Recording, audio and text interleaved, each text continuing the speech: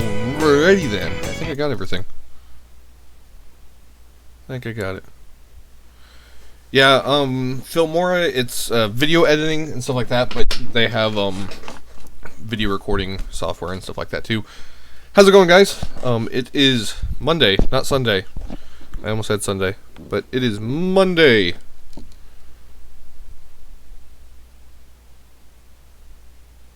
I just told you what it was. I'm not a portly hooker. I'm portly, but I'm not a hooker. Yes, it is Monday. We missed yesterday due to family stuff, and I am knocking this camera all around. I had it all nice and set, and now it's janked. Yeah, we missed yesterday due to it being a holiday for some people, I guess. Anyways, I had to spend time with family, had stuff going on. So we're here on Monday. We're going to get some more shit done with old Pegleg here.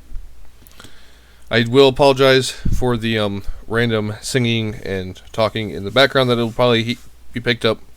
The little one is laying down and he's not wanting to go to sleep, but he's not crying. But yeah, so that's what we're going to work on today. So far, I have focus. Yeah, so I got the chest mostly weathered up. I attempted to blend the skull colors in with it, just so that there wasn't a hard contrast line. I mean, there's still kind of a hard contrast line, but it's not as bad. I didn't want to go too heavy with the blending, just because I didn't want to have to bust out the oil paints, because I don't like trying to wet blend Citadel acrylics. But yeah, so we got the chest mostly done, the head, done. But yeah. Waist, I still got to do the side pieces. I got some extra painting to do. I got most of this leg done. What I'm going to work on today is the thrusters. We're going to get these all painted up and weathered and stuff like that. I've got some yellow to add. Got some details on this stuff here. Of course, this one's got lots of stuff to get done. There's going to be lots of brass and copper in here. But yeah, so that's what we're going to work on tonight. Focus you back in. Too much. There we go. Yeah, that's what I'm going to be working on tonight. Depending on how far we get, I still got all kinds of stuff to do. I still got to paint all these yellow for the thruster vents. They go on the wings. Got all the wings. I need to gloss coat these first. If you could tell, this doesn't really have decals on it. I'm not a big decal person. I don't know. I just don't feel like this needs decals on the main part. But I do have some pretty cool crossbone decals. One says like Skull Heart and stuff like that on it. So I'm going to add those to these. So I got to gloss coat these. That's why I'm not going to work on these tonight. But that's the wing for it. But yeah, so we're going to get that done. And then I have some highlighting and stuff I need to do too. On the centers of these. Like right in through here. It's like there's the shading here. But I need to brighten this up. Brighten the panels up. I'm going to do that with some... I'm not going to go in with the airbrush and do it. I'm going to hit it with hand painting. And yes, I will show that once I get to it. But I need to gloss coat them so I can get decals on. I do have this leg kind of done. Got the vents painted. Obviously some of the battle damage done. This panel here on both sides needs to get painted. I think I'm going to paint it gray. Probably a lighter gray, kind of like the inside of these. So about that color. But the foot is colored. This piece here needs to get painted gray still. So there's still quite a bit to do. That needs painted gold in there. But we will soldier on. We're going to work on these tonight. Part of the reason I want to work on those is because, so in my derpiness, I didn't even notice this until yesterday morning when I was putting this thing together and doing some work on it. As you can see, there's a giant hole right there. Now, that usually is filled with the front cockpit part of the hatch glider. This piece, because it usually comes out. This is glued in, so it's not coming out. But usually it's filled with the front half of that. Well, I had to take that part off because when I fixed this skull, I had to cut all the way back here. I had to cut the chest piece off all the way back here so I could get the skull and the putty to fit on there correctly. But when I did that, there was a bunch of putty inside. I tried to clean it out to get the fighter to fit in there. Couldn't get it to work. I was spending way too much time on it. So I just ripped it off. Didn't pay attention to the fact that there is now a giant gaping hole in the back of this. That is going to be solved. Because once I get these done, and I get the other leg done, I'm going to work on his final pose and posing him. Because I know how I want the arms. I need to figure out how I want the legs and how he's going to attach to the diorama. Initially I was going to try and drill a rod through the other leg, but that's when he was going to be in the air. Now he's going to be closer to the water, because since the resin on the display cracked due to my derpiness, I want to kind of help cover that. So he's going to be closer to the water, so that way his thrusters, when they have their propulsion effects and stuff in it, it's going to look like it's pushing the water away. And because of that, I'm actually going to use this port back here as part of the stand for him. It's going to be a clear stand. I'm going to fix it in there, so then that hole's filled. So that way I can fix my derpiness, because I completely spaced that entire thing. It happens. Most of the time it's because these are on there and I don't really ever pay attention. No one else noticed it on Saturday when they were looking at it either, so it's obviously not that noticeable. It is once you realize it's there, but yeah. So that's what we're going to do. I do have more work done on the diorama, but it is off over yonder, drying, because I added more resin to it. Yes, more. Yeah. But anyways, so that's what we're going to do. So what are we going to start with? I need to get these off here, if I can, without breaking something. Without breaking. There we go. Let me get these off here, because I still need to do... These are super shiny. I don't want them shiny. These panels here are probably going to get painted wood colored, kind of like the leg. And then I need to paint this stuff gold, and then do some weathering on the veneers. And this thing needs all kinds of work. And I still, at some point in time, I don't know if I'm going to do it on camera just because it's so tiny and finicky. I still got to paint Hatchie here.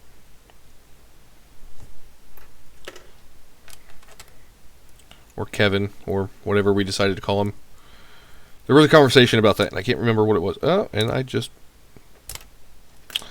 Derpy me. I just broke it. Easy fix. Where's the glue? Glue. Well, see, you know, if you would come to more meetups, you could get more pictures. If I get your booth done this weekend, and I can bring it out to you, I'll bring this guy with so you can take some photos. I'll bring the base with it too. There we go, all better. Hopefully, maybe. Alright, set that one aside for now. We'll work on these other ones. Pardon if you hear random munching. I have not eaten all day, so I have a small bowl of cottage cheese, and I might randomly take a bite of that. I'm going to start with Nuln Oil. Shake it. Always make sure your lid's closed before you do this. Multiple times have I done that, and the lid was not all the way closed, and then I had Nuln Oil all over everything. Yes, sir, Bob. I have done it.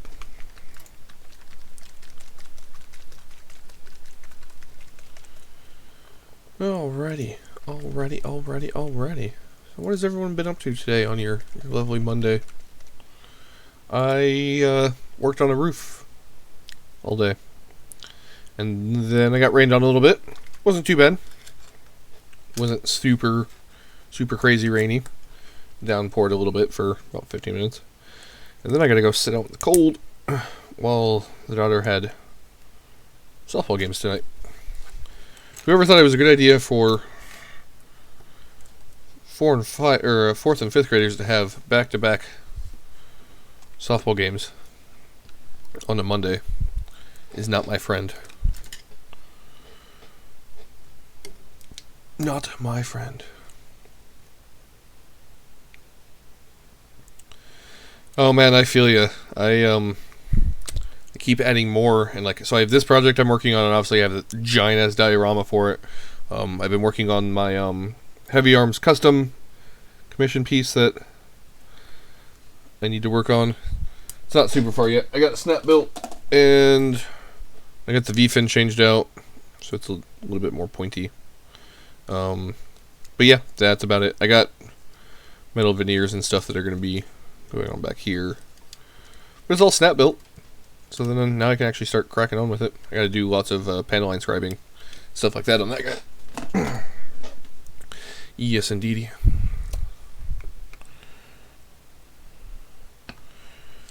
Yeah, so we're just going to cover these in non-oil.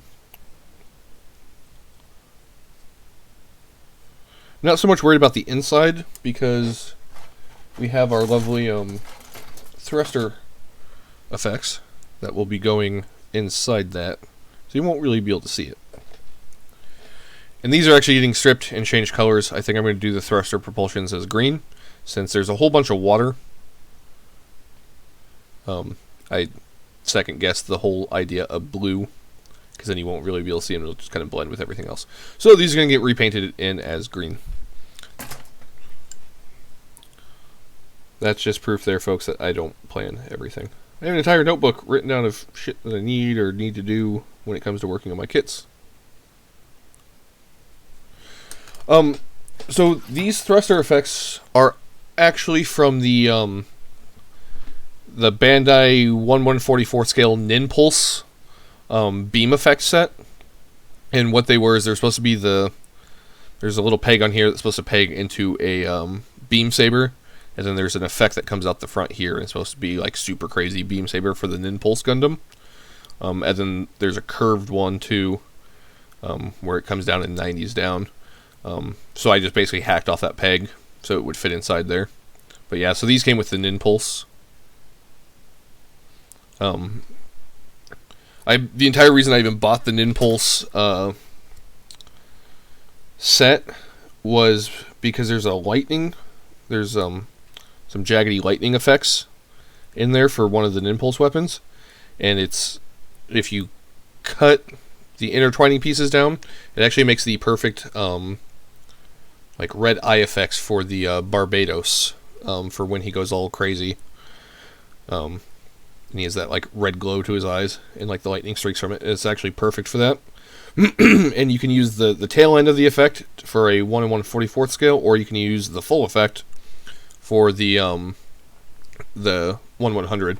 I actually just picked up the MJH high res Barbatos, and eventually that's what I'm going to be using them on. But that's a ways down the road.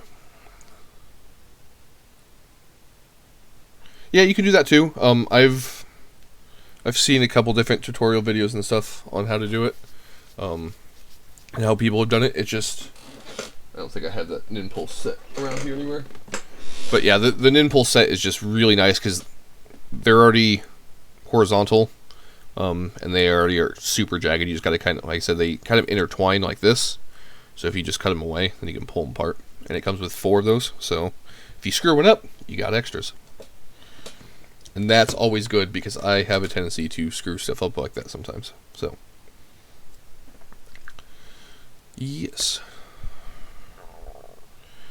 Yeah, because my timeline going forward, because I got vacation this summer, I am going fishing, and we're having the Salts of Rotanio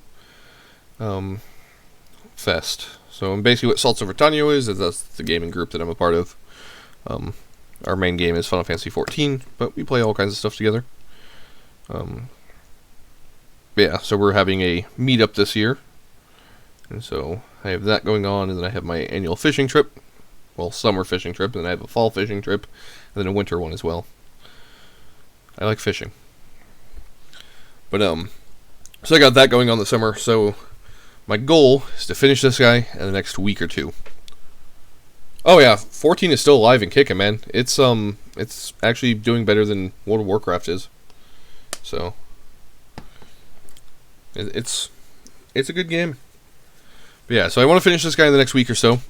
So I'm going to truck on with him pretty hard this week and this weekend. And then I have, like I said, that Heavy Arms Custom that I need to get done. What do I need? Yellow paint. I have the Heavy Arms Custom I need to get done. And then I have my Perfect Grade. Welcome, Dylan. I have my Perfect Grade MK2 for the competition. So my goal is by September 1st to have the Heavy Arms done and the Perfect Grade MK2 for the competition. And I have to make the Mobile Haro Bioshock Edition as well. Alright, I am missing something. What am I missing? I am missing my wet palette. I know I had it. Alright, give me 1 second. I will be right back. I will leave this here so Dylan can, jizz his pants over it.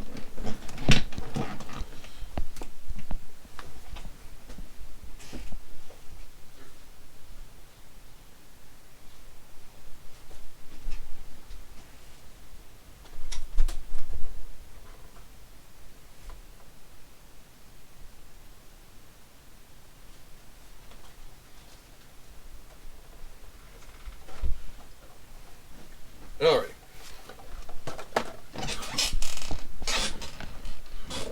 Wet palette. And just so I could show you, I did grab these when I was up. This is the Ninpulse set I was talking about. But it's you have the small kind of thruster effects. And they're all clear. Everything on this is clear. Then you have kind of like a fire effect, a short beam, and there's another beam here. But these are those lightning effects that I was telling you about. I said if you cut some of the intertwining so it doesn't connect as much, it's almost perfectly. And they're super posable, super bendable. So they work perfect for the Barbitos.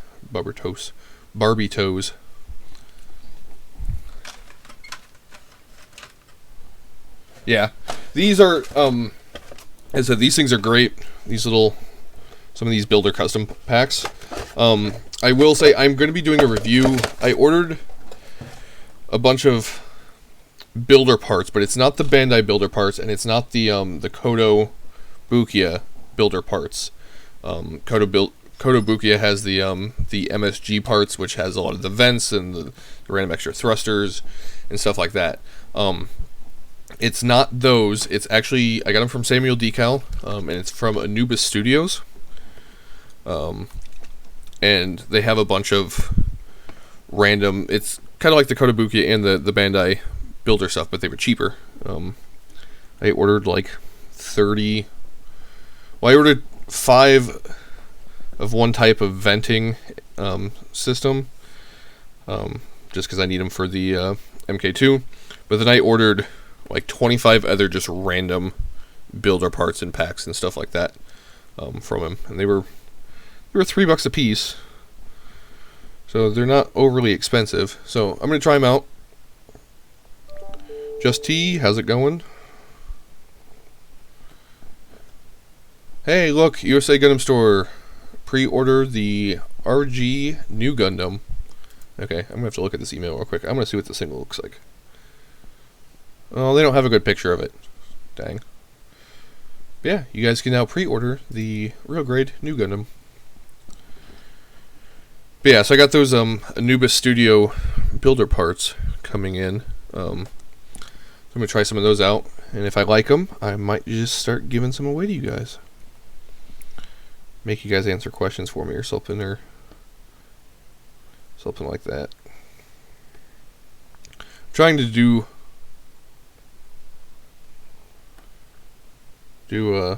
all this without having to bust out the hair dryer.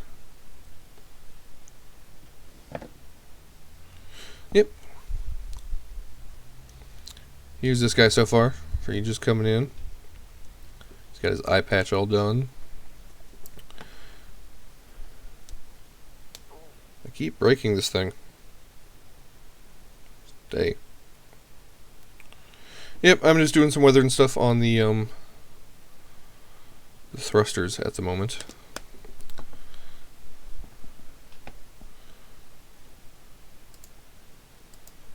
I realize my light is not working the way I want it to. A little bit darker than normal.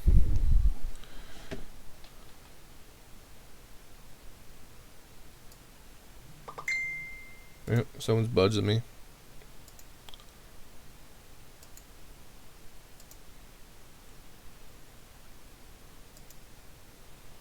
Okay. Oh.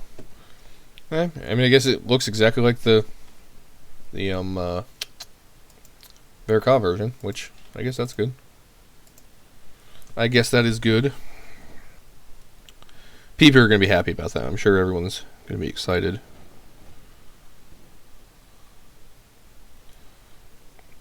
If I did 1/44 scale stuff, I would do real grades, and I'm sure I'd be stoked about it. But I usually do master grade stuff, so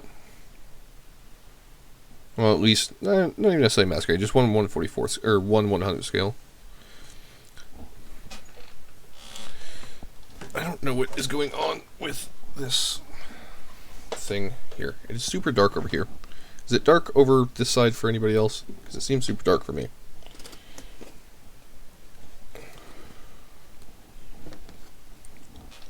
I don't like it. Don't like it at all. It's a little bit better. Alright, 1 second. Let me adjust. Yeah.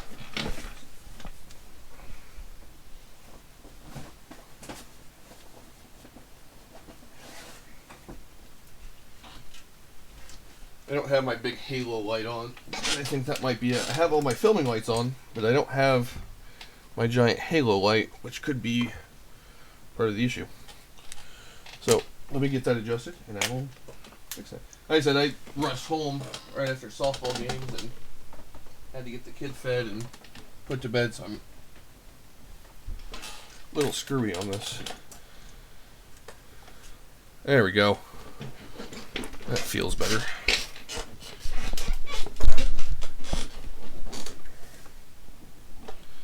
That feels better. Yeah, because this is the light. This one here is the one that I usually knock down all the time. So I've been using my halo light to kind of help cover this because I tend to knock it down. Definitely better.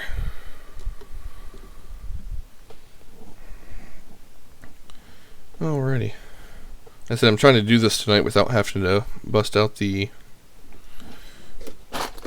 hair dryer. That's how I do a lot of my hand painting as quickly as I do, is I use a hair dryer to dry stuff all the time. So, while we wait for that, we're going to paint one of my favorite Citadel paints, Retributor Armor. I love this stuff. It's so fancy. So fancy.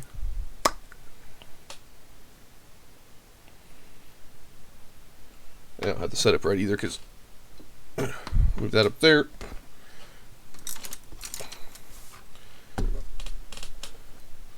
Put my paints over here so that way I'm not reaching across. Now we're just gonna hit a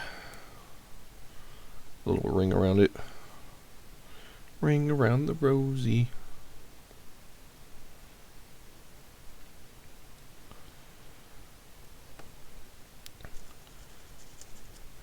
Yeah, depending on how my scheduling goes this fall, I might have to change from streaming on Sundays to a different day. Once I figure it out for sure, we will take a vote. Figure out what works best for everyone so we can have the most number of people in here hanging out. You stay.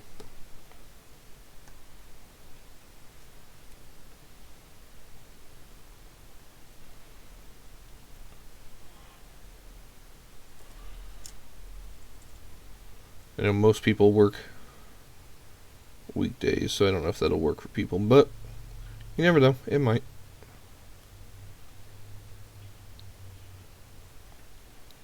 It might.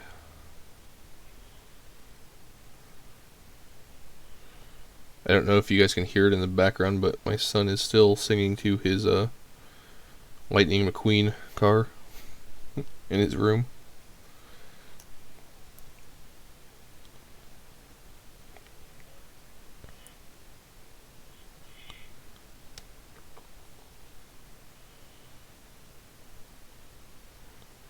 Yeah, Dylan, he's been trying to steal your Pirate Cove diorama. He thinks it's his play toy. So I feel like once it disappears from the house, I'm going to have to build another one so that way he has one to play with.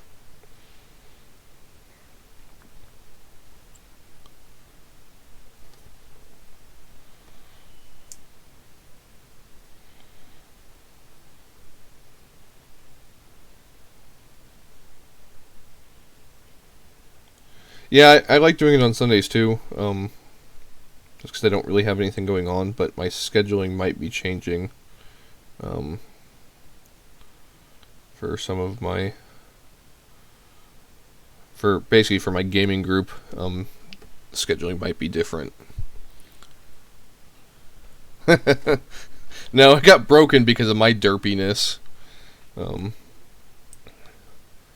Because, like I said, I mixed that third thing of resin into it, and I let it set for, probably half hour, 45 minutes, and then dumped that other resin in, and it screwed everything up. But, like I said, once it's all said and done, you won't be able to see it. Won't be able to see it. I'm still debating on how I want to finish the front and sides of it, so it's not just the crappy wood that I used to frame it with. And I'm teasing around ideas of doing some, like a wood burning that says Skull Heart or something on the front of it. Since that's the designation for this so far, according to my little one. Alrighty, so what are we going to do now? Still waiting for the Nuln Oil to dry on these. While that dries, we will work on these. So I need to do some dry brushy.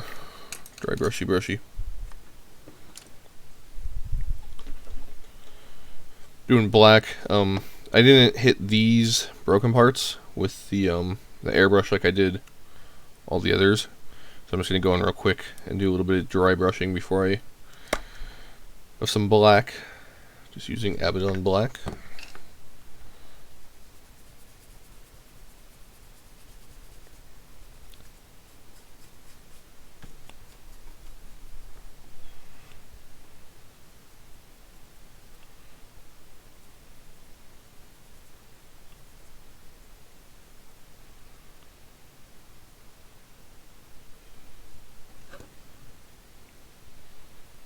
Abaddon black.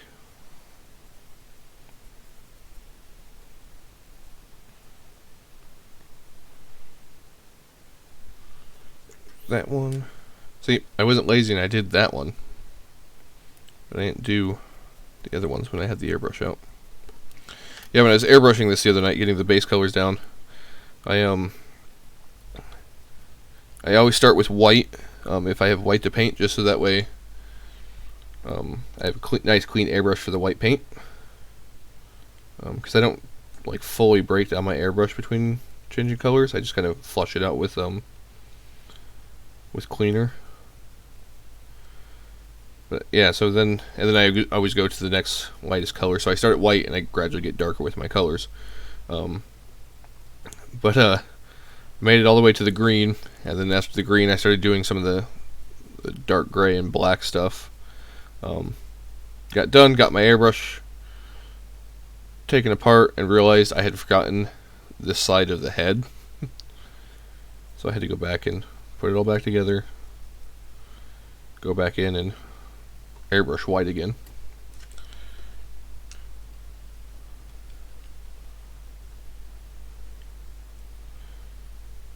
Pretty derpy about that though.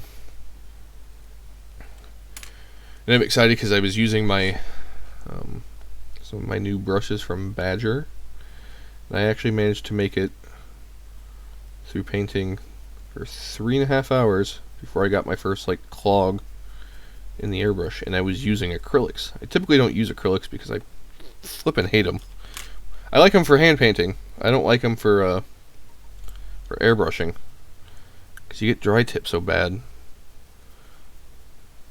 You have to stop and unclog it, and it just drives me nuts. I usually airbrush with like lacquers or I mean, even to me, is well, they're technically acrylics. They're alcohol-based acrylics, so they don't dry tip as much as what, like, say, Vallejo does, or like Games Workshop stuff. You can airbrush Games Workshop paints. Like Games Workshop, the Citadel stuff has their airbrush style paints. The problem is the same price as this, but you get less because it's the same thing. It's just thinned out with their Lamia medium. And you can actually take this jar, which you pay the same price for, which is like, I don't know, $4.50, and thin it with 99% isopropanol, and airbrush it, and it gets the same exact effect. But it makes this like 4 times, like you get 4 times as much. So if you're gonna airbrush that stuff, that's what I would do. It's the same with like the folk art paints and stuff that you get from like Hobby Lobby or Walmart. You can airbrush those as well. I learned that from a guy in a different group. I gave it a shot, and I did exactly what he said he was doing, or has been doing, which he just takes a bottle of folk art paint, thins it down the same way you would thin any other paint, but he would use Pledge multi-surface wax, which for those that don't know, that's an acrylic varnish, but it acts exactly as like a Lamia medium. You don't want to thin, like Citadel paints, if you're hand painting these, you can thin them with water, that's fine, but you don't want to thin them too much with water, because basically what it does is, once you add water to it, it doesn't flow the same way, it doesn't react the same way.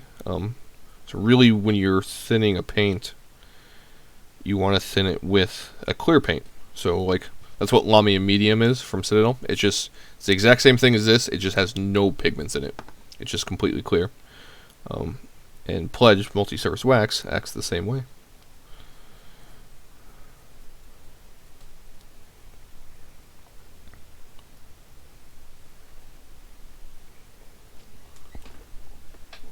God, I thought the cat was puking. He's just playing with himself in the background. Damn cat. Alrighty.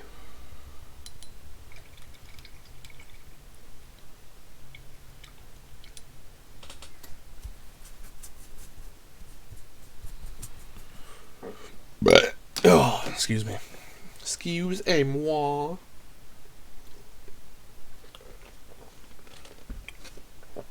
I apparently can't do anything tonight. I just dumped water all down the front of me. That is amazing. Go me. Alright. So, now we're going to... Where are you at? Leadbelcher. That's not what I'm wanting. There we go. Ironbreaker. So we have some Nuln Oil on these. They're kind of scruffy. So now we're going to go back and shine them up a little bit before I dirty them up again. If it makes any such sense. A little dry brush to see this.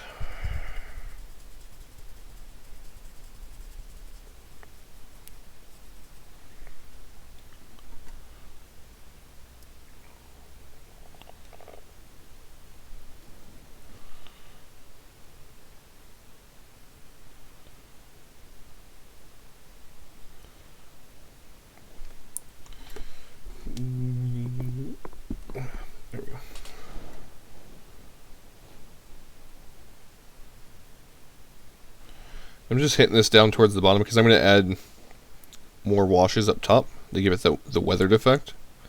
I just wanted to kind of hit the bottoms to brighten them up so they're not so dark.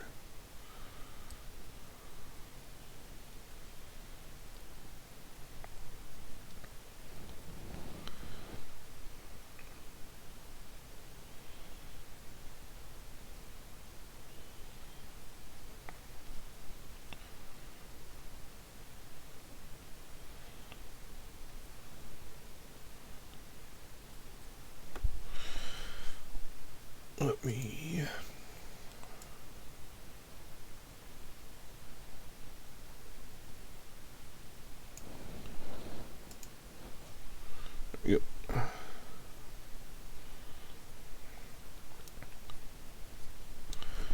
Can't wait till I have a studio set up to do this, so that way I don't have to screw with this every time I set this up.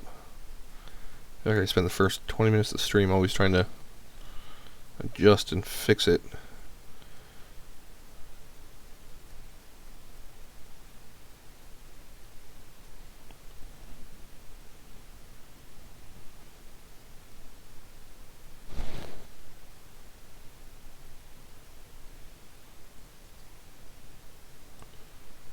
You can see, bottom is a little bit shinier. Stay a little bit dark on top. Now, what we're going to do one more thing of... Alright, man, have fun doing inventory. Don't work too hard. So we're going to take this, and we're going to put a good, strong heaping of this right around the top.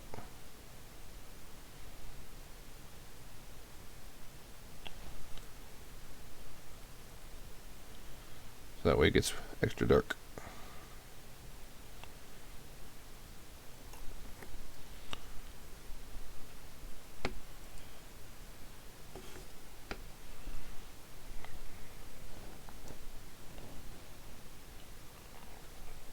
Breaking that stupid thing again. You stop holding it over there.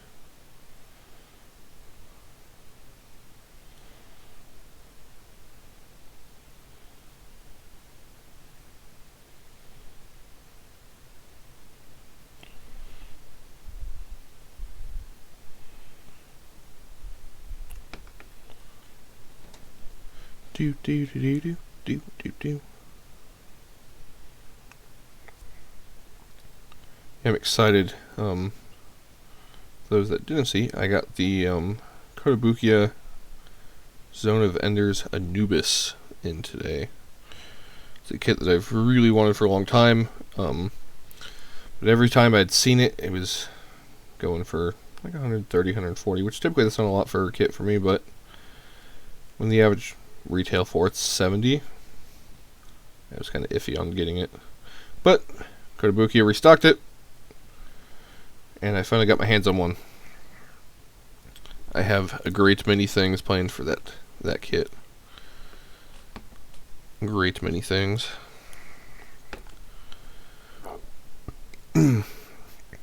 Anubis is... I have an infatuation with Egyptian mythology. And Anubis is one of my favorites. I have him tattooed on my arm, and I have another tattoo of him on my leg.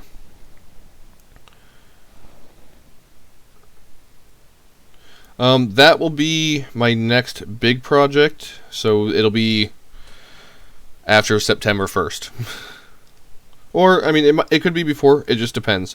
Like I said, I gotta get the heavy arms done, and then I gotta get the perfect grade MK2. And then after I get the MK2 done, then I can go to working on that guy. And it might be one of those things depending on where I am on the MK2, because that is a competition build. So I am being like super hush hush about that. I'm probably about 50% of the way done on it, with what I'm wanting to do. So it's one of those things that, you know, I'm trying not to stream or show off anything on that until the last minute, since it is a competition piece. So I don't know if I get to the point to where I have free time and for streams and stuff, then I might start working on that. Yeah, that's for Riley's. That is for Riley's. Yeah, so I might get to work on it sooner, but I do have the mobile Haro that I want to do as well, and that mostly want to do that just because it's going to be a fun little build, kind of a no stress thing. No stress kind of build, so that way I can, you know, just take a break from all the seriousness for a while. All right, we're going to use some Avalon Sunset. Basically, we're going to hit these small thrusters on the side, since all the other thrusters are going to be yellow as well.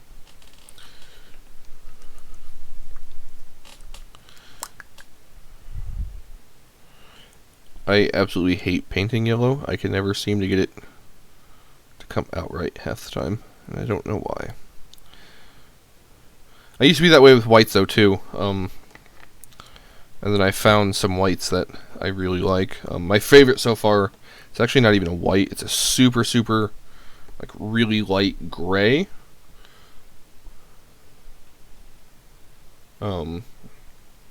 From True Color, which is a lot of train makers use that.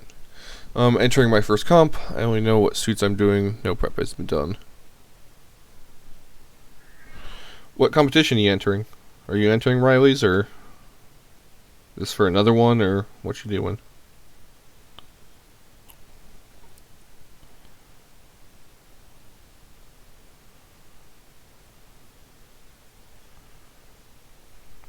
And trust me, I can totally understand the whole.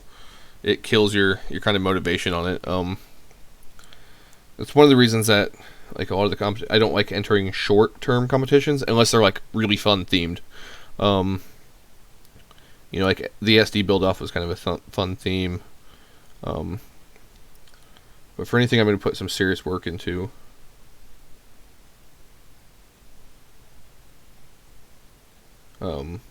I like to have 6 to 9 months to be able to work on, because a lot of what will happen is I'll be excited for it, I'll get everything I need, I'll start working on it, and then it drones on for a while, and then I don't want to work on it, so I put it away for a while until I get the motivation to come back to work on it. So that's why I like to, for bigger stuff, I like to be able to kind of have time. 6 to 9 months, a year's perfect. That's why once I start doing GBWC, it'll be nice because I'll have about a year for each project. But it also depends, like if it's a silly thing, like the one Nate hosted, which was the Momoko Pool Fest, which was trying to see what people could do with the HD build fighters or build divers or whatever the hell they're calling it, Momoko Pool, and that's how we got Dr. Robotnik. So any of them that are kind of whimsical and fun or just like kind of random, I like doing those for quick little build-offs, because it's always nice to do something different. Like I do a lot of like heavy damage stuff. I don't like doing clean builds, but I will do them. And like the high shading and everything else. So I mean, those are I like doing it because I don't like doing clean builds, but being able to go and do something silly is just kind of fun. Silly or off tilter. I have one project that it's for a buddy of mine down in Texas. It's for his hobby shop. For his hobby shop, and it's based off old comics. So you have to build a model kit. It could be from any company or any type, but it has to be comic book themed. So I am doing the Ninja Turtles monster truck from the original Ninja Turtle comics with all 4 of the turtles in it. That competition, that's going to be for their Christmas event, so that's not until way till the end of the year. So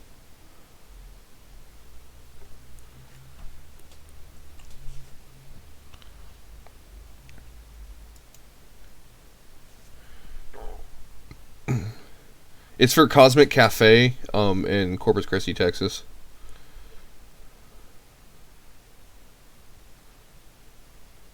Where my brother is from.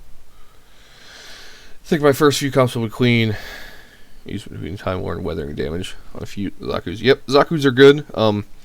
If we could ever get anywhere around here that freaking sells the Exceed Zaku heads, those are perfect for trying out.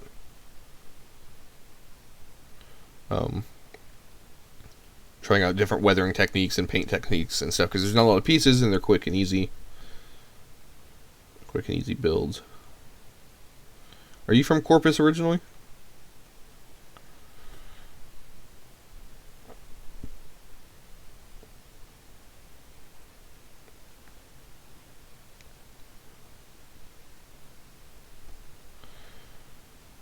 Trying to think of where it is. It's where my brother was for a while. Trying to think of where exactly he's at now.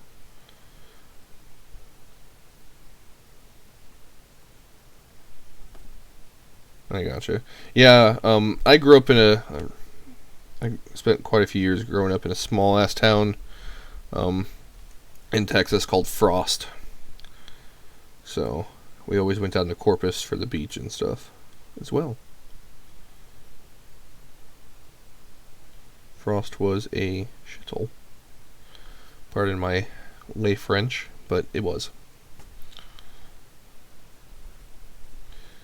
Definite shithole.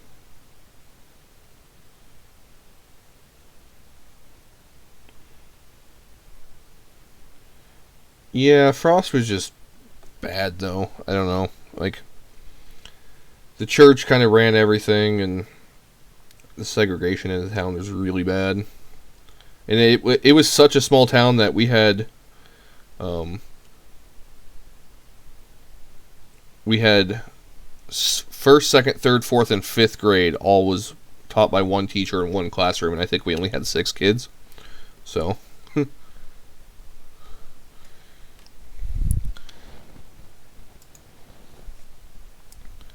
yeah, it was the school that we had in town was kindergarten through 12th grade, and there was only 55 kids in the entire school. So it was super, super small town. And like I said, the school was ran by the church. All the amenities in town were run by the church. So yeah, it was not fun. Not fun at all.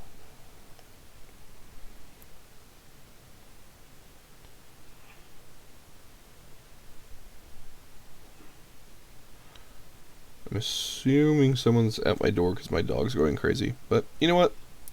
It's 9 o'clock at night. I don't answer my door for people that late.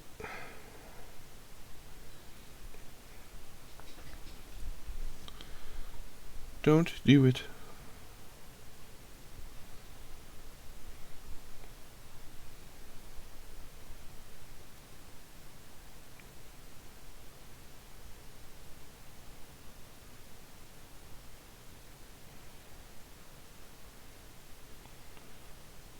Oh, fiddly yellow bits. So the only reason we're even painting these yellows because they're yellow. All the other thrusters that look like that are yellow. So that's why we're doing it. Justin, this is turning into the Zach and Justin hangout hour. Since thank you, and there's one other person here. Might be Julio. I don't know. Could be. Could not be. That is the question.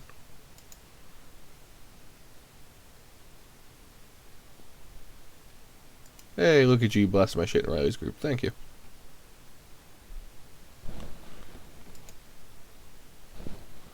Don't even know what's going on. My stuff is blown up. What the hell?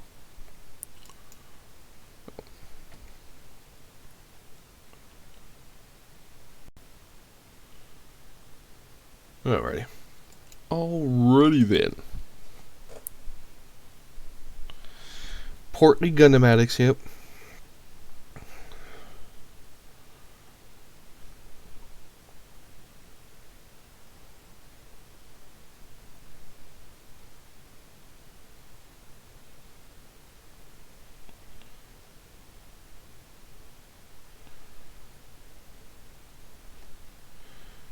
I was doing good on working on my portliness, and then we went to Surgicon, and Sam made cake, and then it went downhill. Then she had cake again the other night. It just keeps making cake, and then I'm around. It's really good, and I'm weak-willed when it comes to things I know I like.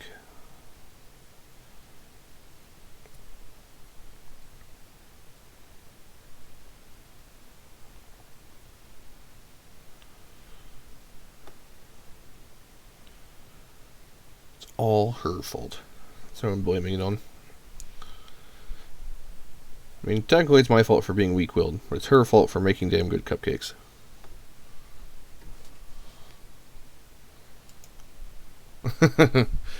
Chubby's the shit. Yeah, what was the slogan a couple years ago? Dad bods? Just have permanent dad bod.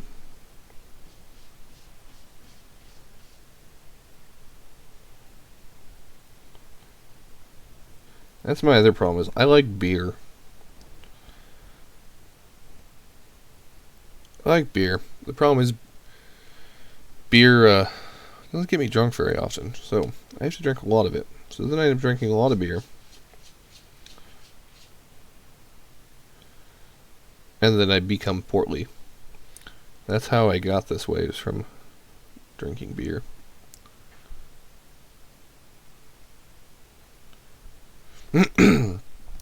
Yeah, see, so, was it 2 years ago? I was almost 300.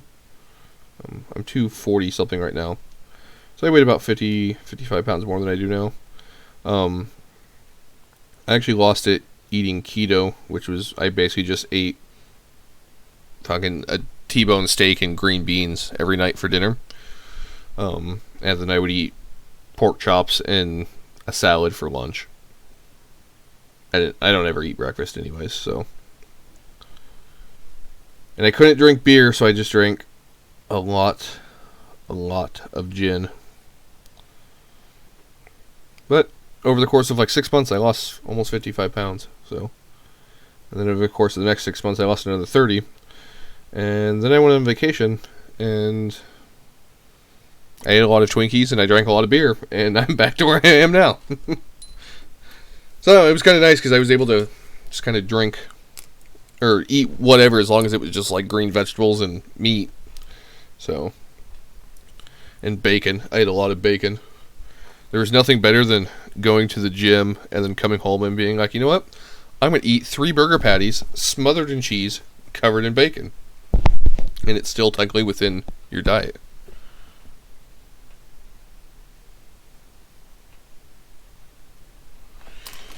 My favorite beer is Guinness Blue Ribbon. Guinness Blue Ribbon is served in Ireland. It is really good, and it's room temperature, and it's delicious. Otherwise, if I'm going to drink like a domestic beer or something like that, I usually drink Coors Light. Granted, my big thing lately has been Exile Brewing Beatnik Sour. It's a Berliner Weiss beer, and it is absolutely phenomenal. It is absolutely phenomenal. Absolutely. Yep. Camera. Phone. Alright, where's the thing at? I like Guinness room temperature, man. Like, if I'm gonna drink Coors Light, I want it to be cold as it could possibly get. Just cold, cold, cold. But like with Guinness, I like it warm, or not warm, but room temperature.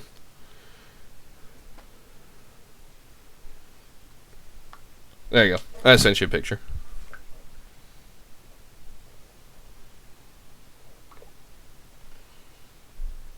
Stop. Shut. Oh, there we go. Alrighty. So now, where are you at? Not that one. This one. Agrex. Earthshade. We're going to add some more gunkiness to these.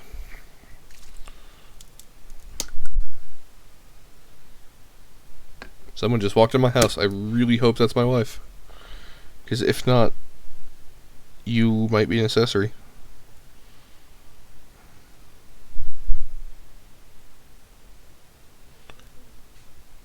Okay, it's them.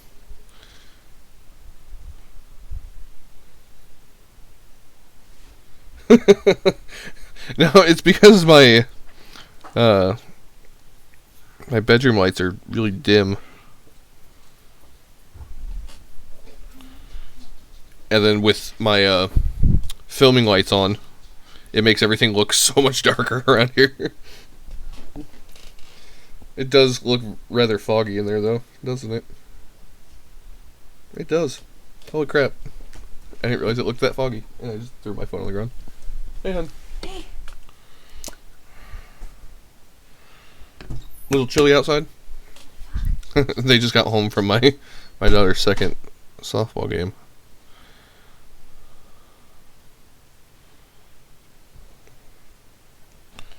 Dog, what are you doing?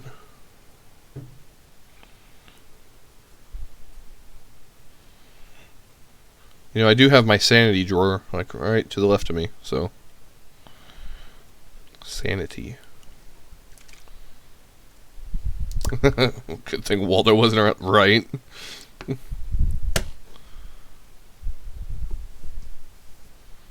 Yeah, she's playing softball. She played soccer a couple times in the last few years, but she decided she wanted to play softball this year.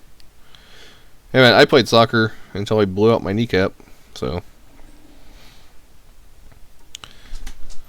Till you discovered Nintendo. Yeah, that was the downfall of many kids of our generation. The Nintendo.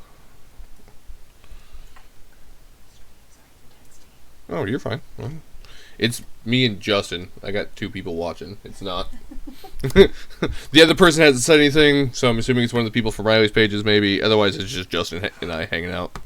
Well, So. Granny bought, or gave me money to buy Steady some food. Okay. So we went out and grabbed McDonald's real quick.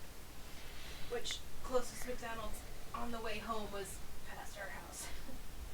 Which took 2 minutes, but. No, it wasn't. It was down 100th. Oh yeah, I forgot about the one that's down by 100. 140. Yep. Discord. Shoulders. Like, I feel like they look worse today. A little bit. Justin says, hi, wife. Hi! I'm just showing him my red shoulders. Yeah, she's pasty white. She got sunburnt I'm over like, the past couple days. I'm like fried chicken. Crispy. Crispy. Yeah, I saw that you shared that in Riley's Discord, if I remember right. Yeah, the gun build lounge.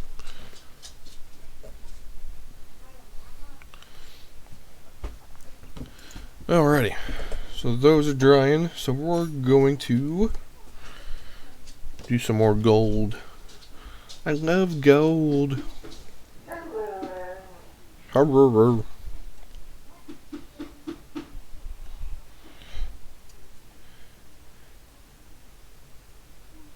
Yeah, I turn red and then I go back to being like this. So that's just, I don't know why. I just do. I don't really tan ever. What do I want to do?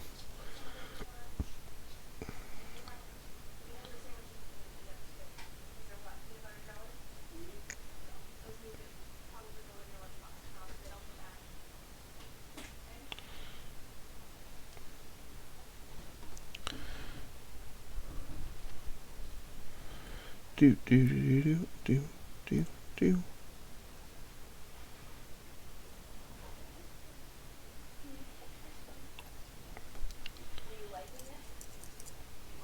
Who? Ugh. Beard hair up the nose.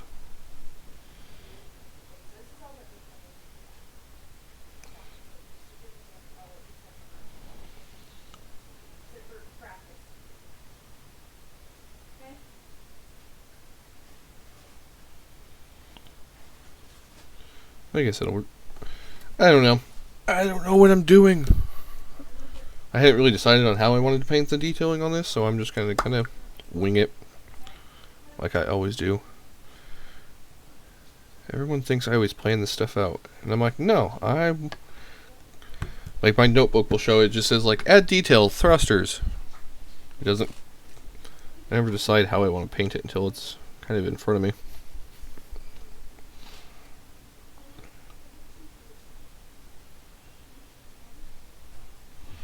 There you go. I'm gonna paint those gray.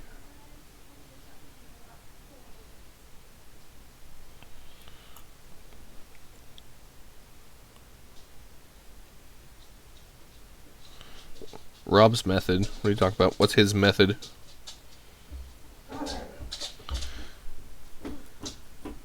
Drill bit, paintbrush.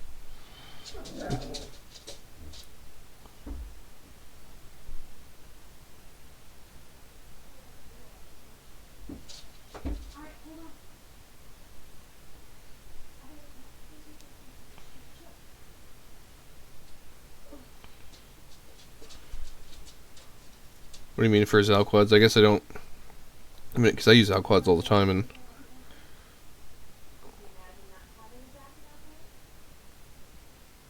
oh, okay, I gotcha.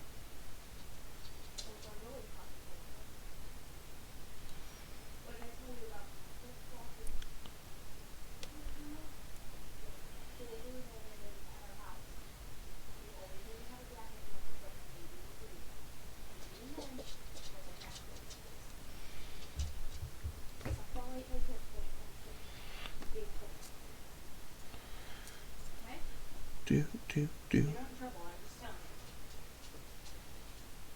you. You gotta make sure you're moving around a little bit more. Especially in that outfield. When you're just standing there, maybe kind of run like this. Yeah, it was kind of funny. You missed If you literally just kind of bounce around, the moment with Rob at the meetup on then your knees are Saturday. kind of waiting to fall. I want to say it was Barry, who was one of the judges for Surgicon, made a comment about my Zaku, and Rob went on his tangent about how he hates that kit. He hates it. Well, that's if you are jumping, bounce around, jumping up and down, anticipating the ball to come to you. When it does, you will be ready, won't you? Instead of just Do. okay? You did a good job though. Yeah, because he lost. He's still bitter about it. What? Not talking to you. She's trying to answer me from the hallway now. I'm talking to my friends. Okay. Thought I was one of your friends. You're my bestest friend. Only because I let you do stuff.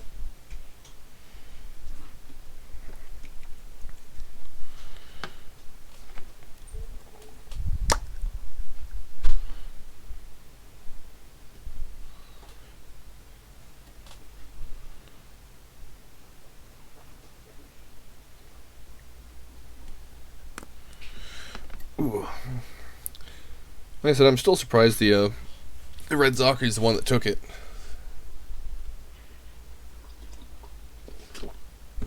Hopefully, next time like Hobby Town or someplace here locally has another competition. Hopefully, Dylan will let me take this in, so that way I can enter this one in.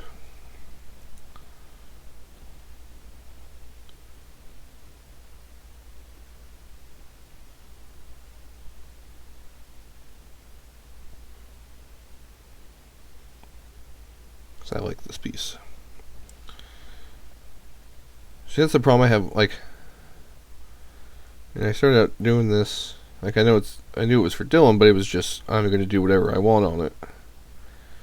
And I end up really liking pieces when I work on them like that. When it's just kind of my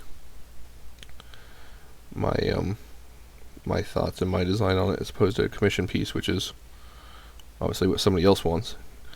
So I'm doing a commission piece. I would start second guessing whether the person will like it or not, or if I'm doing what they want. That's one of the reasons I want to get away from doing it. I just kind of do what I want, and then if someone likes it, then they can buy it.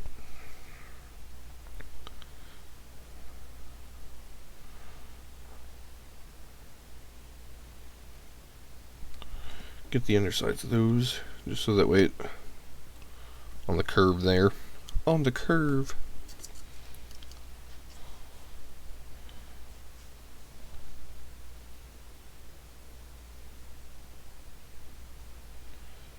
Yeah, I mean, like, and that's that goof, I was doing that to kind of push my limits, which I mean I did with the LEDs, not really paint job and stuff wise. I could have done a lot more with that kit, but the inner frame for that thing sucks. So there wasn't a whole lot of options, but it gave me some good insight. I've learned a lot with this one when it comes to doing physical battle damage and stuff, and actually like mutilating the kit. But yeah, that was, like I said before, I always try and learn something new for every piece that I do. There's no point in doing a piece if you're not going to learn anything from it. Like even my little funky SD kits and stuff, I always try to do those in a style or a technique that I'm not used to, because then if I screw it up, it's just a little SD kit.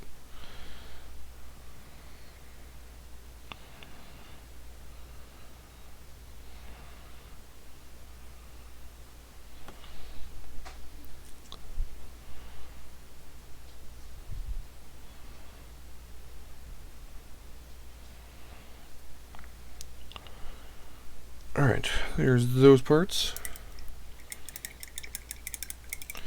Clean the brushy. Alright, so now I need dry brush in the gold. So basically, I got these in zoom.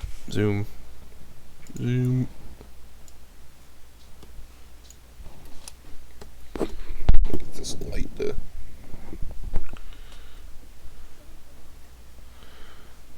Yeah, basically I have these where there's the really dark, the kind of dark, and then the silver where I brighten it up. So now what I'm going to do, I'm going to hit it with some Retributor armor, some gold. Not super heavy. So just get a little bit on the end of the brush. Get as much off as you can.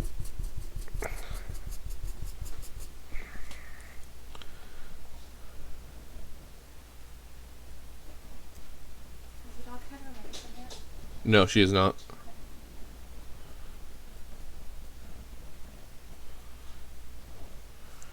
I'm trying to just blend the because I used the Nuln Oil, the black wash on the tip of this, and I went through with the Agrax, which is more of a brown. And so that'll help the gold kind of blend in.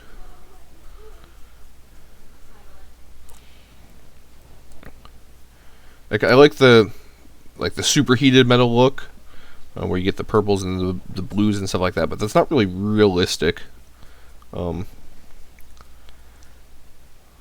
something that would be, like a Gundanium metal and stuff like that. So I like doing this because then you get still get the burn in, and you still start getting the gold and stuff like that to it.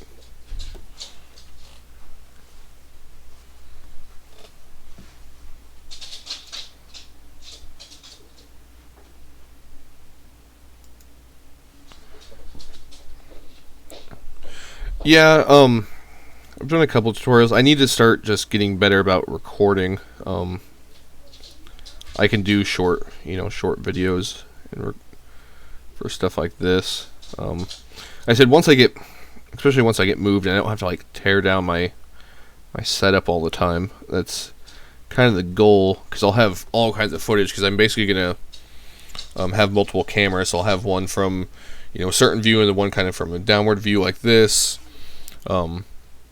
And I'll have multiple different views, including one of like the room I'm in, so people can see and stuff like that.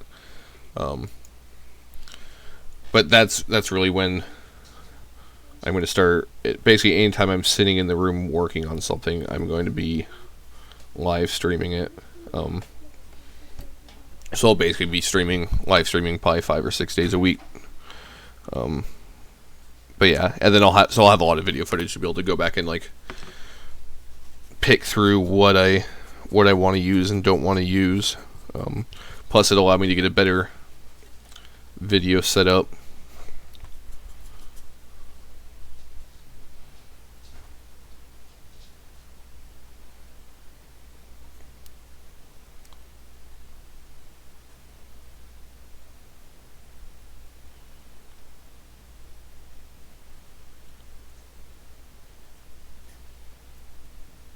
The nice thing with this is, for some reason you get too much gold, you can always go back with some Nuln Oil and tone it back down.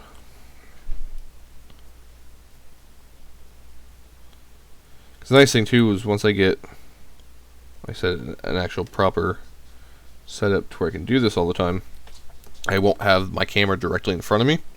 My goal is to have one kind of off to the side, and then actually have one directly down, but suspended from like the wall or the ceiling, as opposed to attached to my desk and directly in front of me. Because then I can actually like change the zoom and everything else, and I can actually get some good work done. Because my problem is, if I'm trying to work on something, and my camera, you've seen that it like sits right in the middle of my desk. So if I need to work on something close, I have to get really close. I start ASMRing the microphone with my beard and stuff, you know, and then you guys can't see anything, and it just makes it a pain.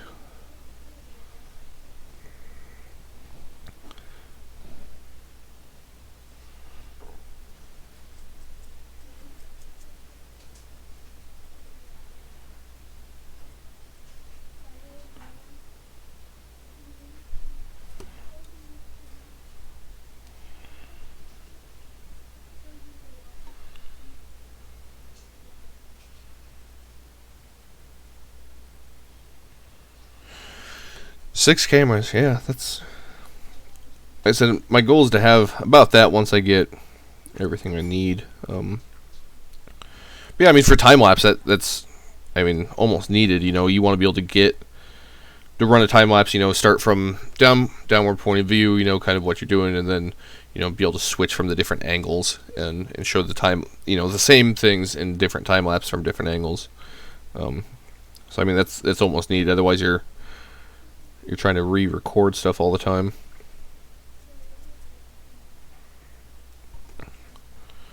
Alright, so while those dry, I'm going to take some...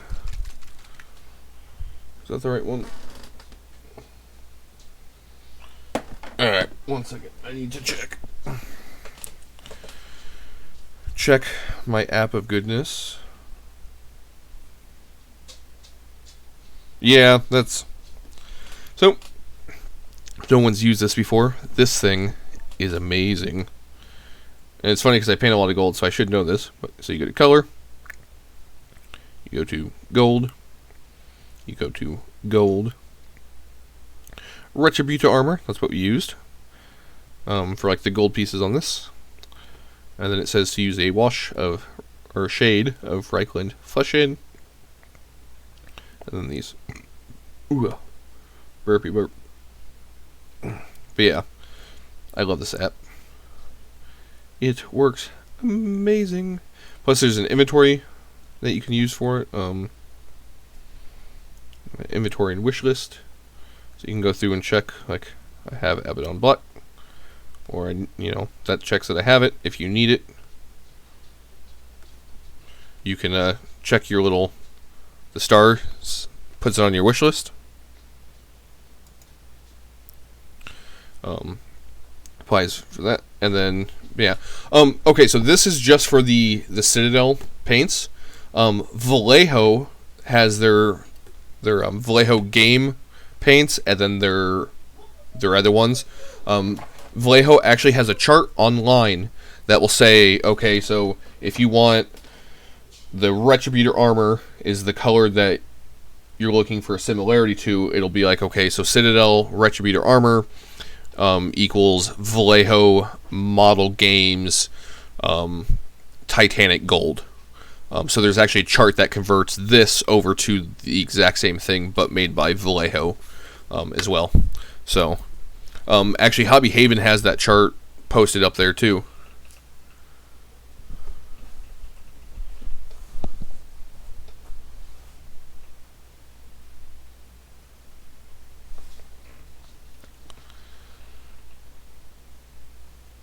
Yeah, I use it a lot, and like I said, I have the I use a lot of the Citadel paints, but like I said, they have the Vallejo ones as well, and that transfers over. So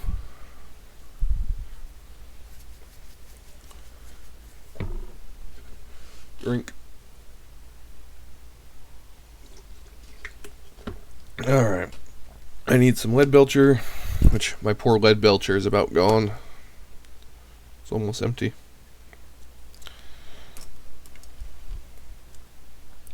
But yeah, I cheat and use that app quite a bit.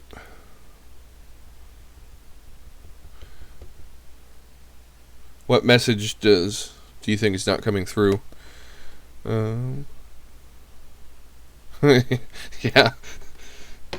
Man, people from our local page, people from Riley's page and stuff like that. I get messages from people all the time. Hey, what about this? Or hey, what do you do with this? Or where can I find that? Which oh, I got you. Which, I got no problem helping people out. That's the entire reason I even started doing these streams. So that way, if people wanted to watch and if they had questions, I could answer them live, and they don't have to worry about waiting for me to reply about stuff. And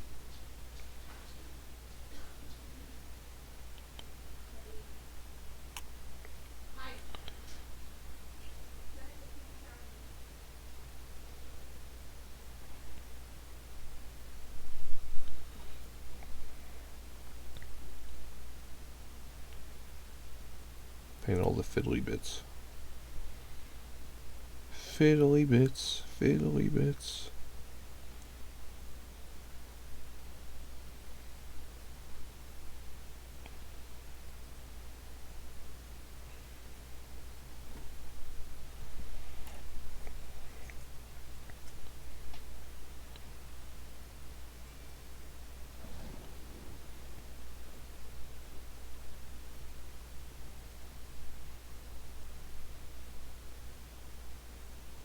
Yeah, even if the account is old, you have to like register for the online streaming privileges. You know what I mean? And basically, what they do is they check your account. They go back and they put you on hold for 24 hours. They go through and check to make sure your account's within good standing. So as long as you haven't been reported for obscene messages or posting obscene videos or stuff like that, you should be good within the 24 hours.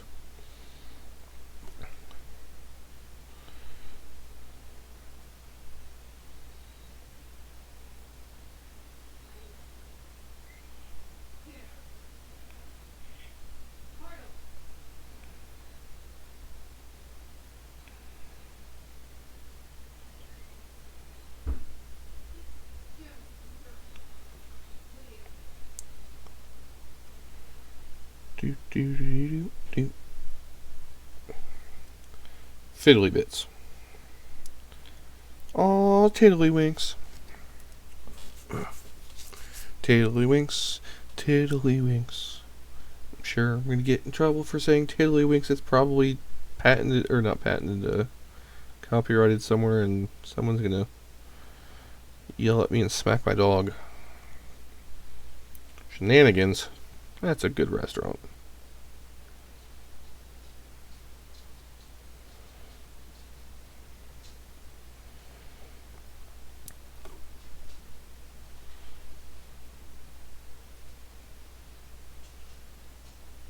Oh, I love that movie.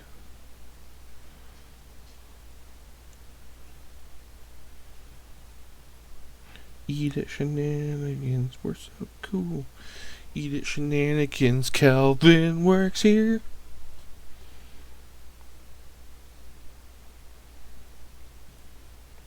Sad part is that's actually how restaurants are.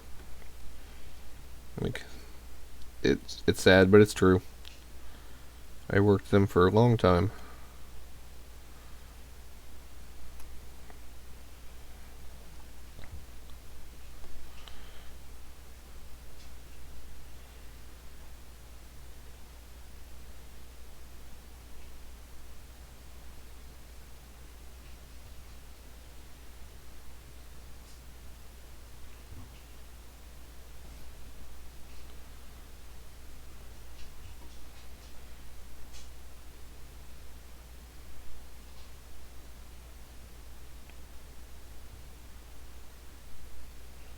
Oh, fiddly bits.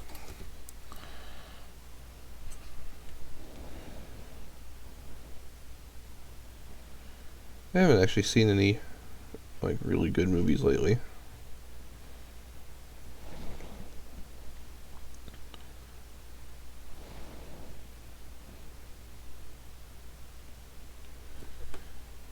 Anti-can planes? No, fortunately not.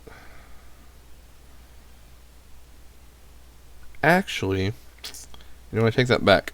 Let me get a hold of my buddy Snake. He might, because he runs a group that travels around Renaissance fairs. So he might know somebody that might be interested in them, since I know some of them do a lot of woodwork and stuff. Those are the ones that you were showing me the other day, because if so, those things are freaking gorgeous.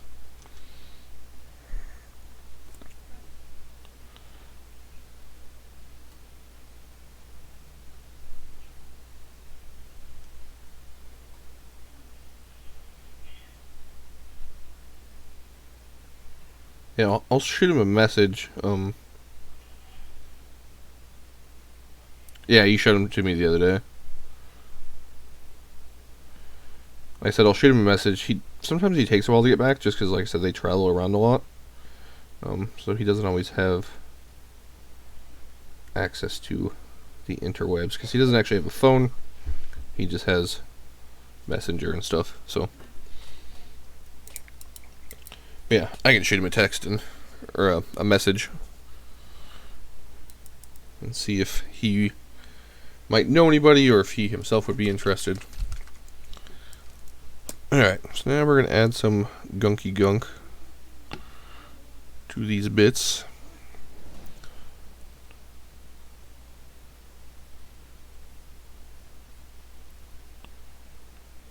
I'm not really being too worried if I get it on the white, since it's all going to be weathered up anyways. Burp. Oh, I missed a... I didn't do that one. Oh well. He can wait.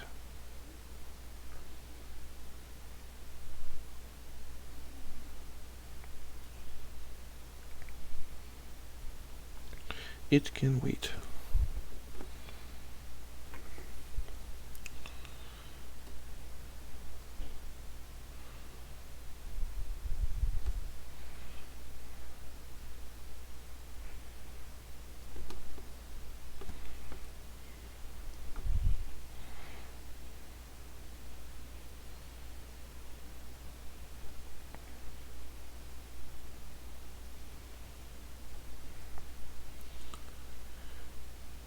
Man, now I got that Eat It Shenanigans song stuck in my head.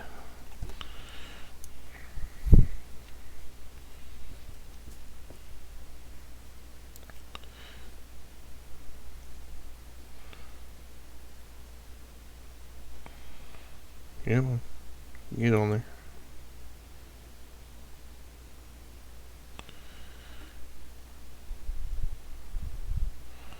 I might have to watch that when I'm laying in bed later. I won't get through the whole movie. I guess I have a habit of that. I'll put on a movie, lay down in bed, pass out 10 minutes later. My thing lately has been Forensic Files. Might make it through half an episode.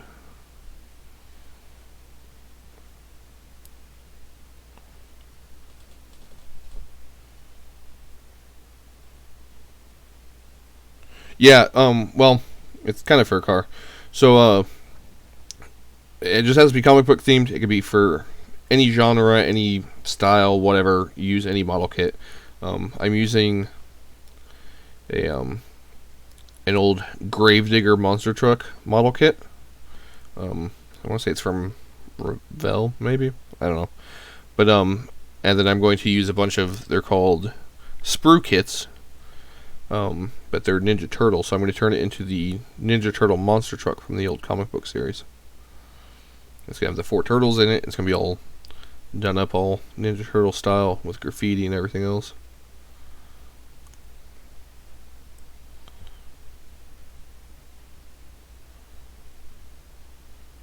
But I said that's not till the end of the year. So I got some time.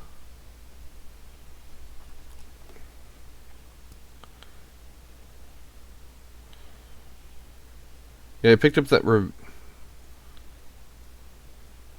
Fuck the cross, won't work on that. Yeah, those sprue kits are gonna take some fucking work though, because they're worse than high grade kits. Like, there's no joints or anything. The legs are really just two pieces that snap together, and then there's a socket at the top where it plugs into the hip. There's no real articulation or anything to them, so I'm gonna have to do some major work on those to get them to be able to sit down in the truck.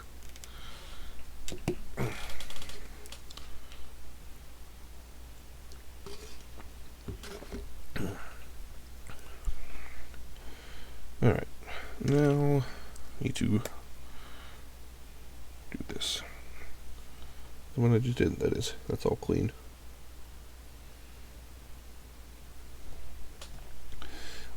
I'm excited about that project and the Mobile Haru Bioshock edition. That one's going to be a fun build too. I'm going to make it look like a Big Daddy from Bioshock.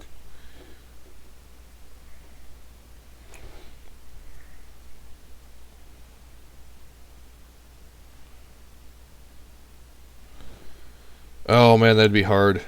But that's kind of where I'm getting the inspiration for the paint job on them is. So I mean, they're gonna have the spots and stuff. They're not gonna be just the cartoony like solid green.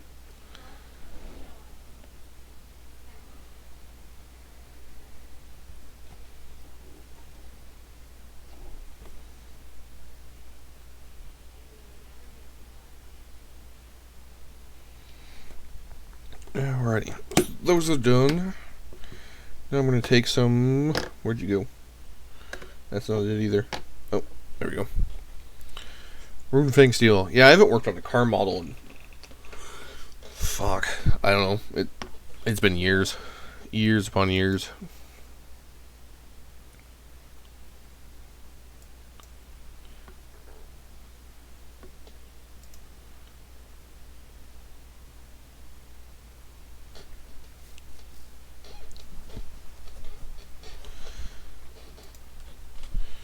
Alright, 1 second. I have to object to something.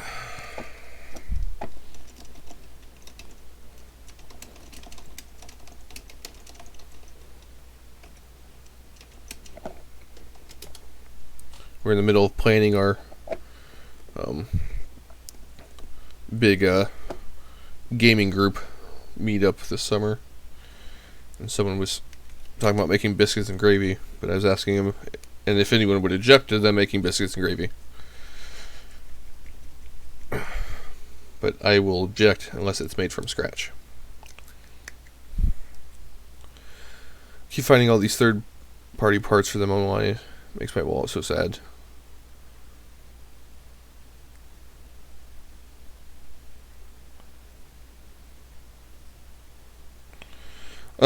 We do D&D. We also do Final Fantasy 14, Overwatch, Division 2, Anthem. Some people play World of Warcraft still.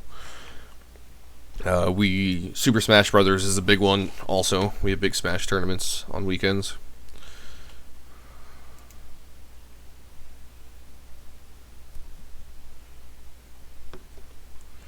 So it just kind of depends. Right now we're all kind of in a lull between games, so we usually basically we'll throw up on our Discord a vote on Monday of what we want to do that Friday, and we just kind of whatever the vote wins out to, and we'll do that. We change it up every week. Some weeks it's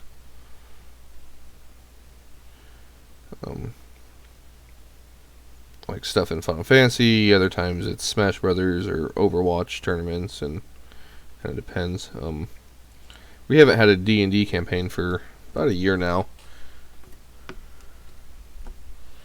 Yes, Anthem did turn into a giant lake of shit.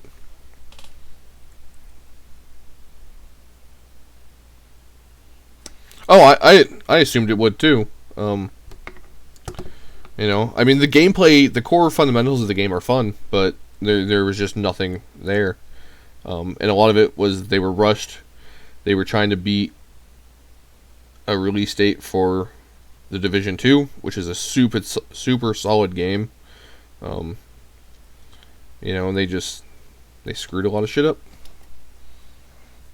Like, they've even come out and stated that they've screwed a lot of shit up. They're on their company website now. They're hiring a new lead system designer specifically for making the loot engaging and fun for customers.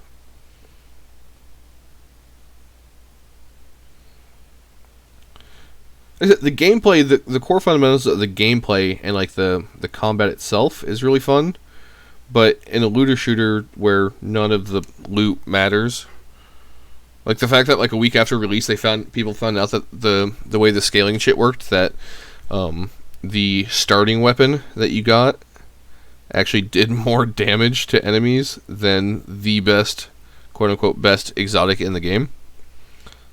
Your shit's broken at that point in time. It is broken. Just going through where I had kind of shaded that earlier, or dry brushed it, and adding some silver to it, and then we'll add some of the wash to it to dull it back down. But that way, you have the exposed metal.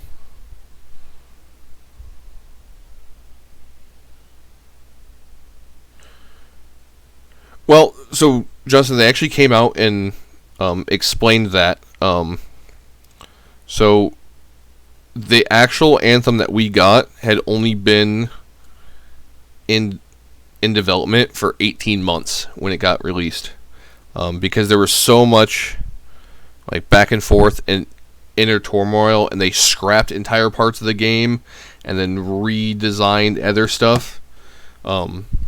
So when it finally came to crunch time, and investors and stuff were like, "Look, you've had this thing for 7 years. We need return on our investment." They went and put out the thing that is now called Anthem.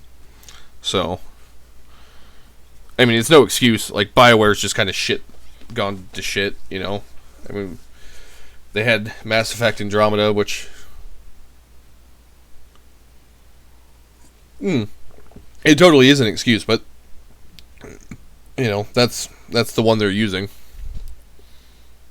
It's one of those things that if they were having that much issues, the entire project should have just been scrapped and reevaluated by the higher ups. Instead of wasting 7 years worth of time. If you want to see a game that's been in development for a decade now, almost a decade, because it started development before The Witcher 3. And it's still in development, and we haven't really had any new information in the last 2 years on it, but we will at E3 this year. It's a game called Cyberpunk 2077. And it is by a company called CD Projekt Red. And they have stated multiple times they've had people ask when it's coming out, why they haven't leaked any information on it, or why there isn't any information out. And they have the same answer every time, which is, you will have information about it when we feel we are ready to give you information. And they did the right thing, because Cyberpunk 2077 is actually a tabletop game similar to D&D. It's a pen and paper tabletop game, and it was created by a gentleman way back when. Well, not way back when, but I want to say it was like the 70s. But they did the right thing when they decided they wanted to make a cyberpunk video game.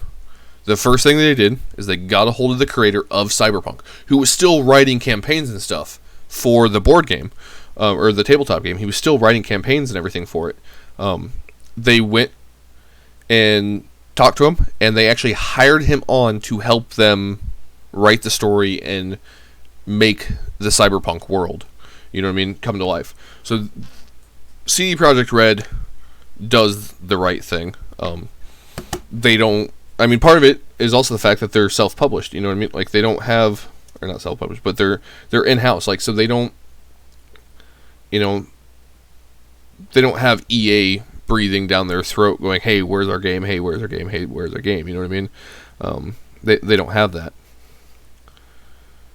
So they can put it out on their time and with their pace, which is good because, like you said, Witcher does bad things to a man's groin. You know, Justin, I could not, or there's too many Justins, and there's only two of you. I don't know, I've never actually built one of the RE100s. I have the RE100, what is it, Jadadoga?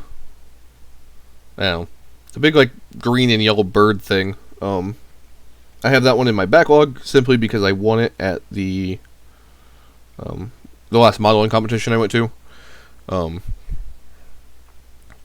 I won that from one of the raffles.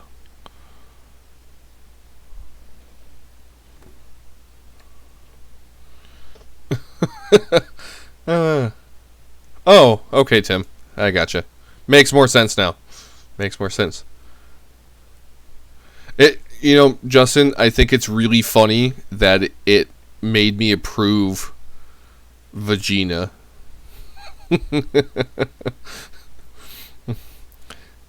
The Dana has that in the Vagina. It wouldn't send that through automatically. It had to let me, like, make me approve it first. That's funny.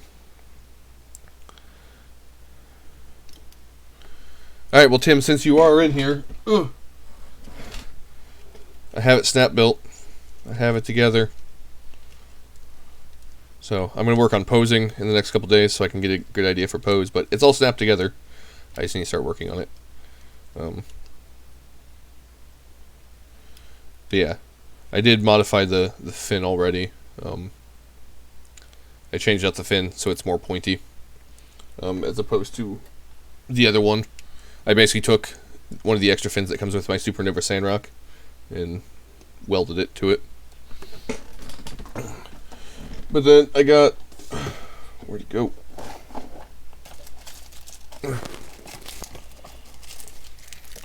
All kinds of parts and thrusters and stuff like that to go with it too. So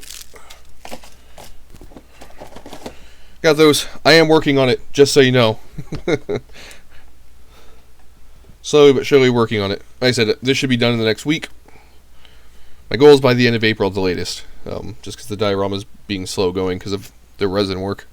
But this will be painted and ready to go by the end of the week. So, and then I can crack on with that. Get going real good on it. Alright, I need... Where did that one go? This one. Reichland Fleshhead. So, since I have you in here, I mean, I know you want battle damage on it, but are you wanting stuff like this in the armor? Because I know, in the show and stuff, I know they get pretty battered and damaged. I didn't know if you wanted it to that extreme. Obviously, you still want all the limbs. But I didn't know if you wanted, like, detailed battle damage, kind of, let's see, zoom in here.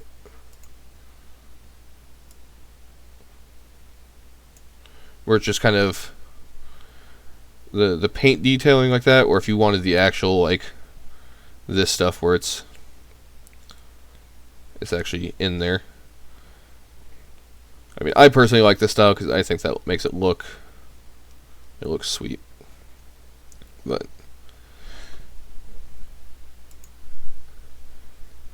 yeah, so that's something to think about. Alright, cool. That's awesome, because that's the stuff I like doing. I said I won't take it to the extreme of, like, hacking off a limb. But I will, if I can do the physical damage and stuff. It makes it look more realistic, as opposed to, I can paint this effect, but when you actually have... when you actually have the plastic missing and stuff like that, and the scarring, like, it makes it look more realistic. Which is what we want to do. We need to do Tea Party diorama. Like, Tea Party for what? Like a Gundam Tea Party? I need this one too. Alright, hit these golds first. You know, speaking of random weird dioramas, someone was talking to me about it. I don't remember who. But doing a, like an entire classroom diorama, but all of the all the kids in the chairs. Alright, see you later, Tim. But yeah, so like all the kids in the chairs would be like SD Zakus. And then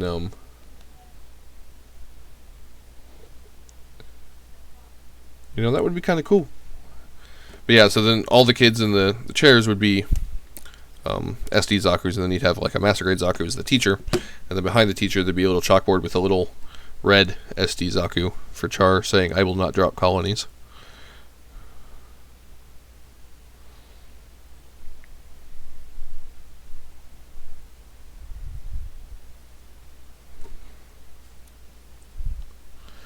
Demand.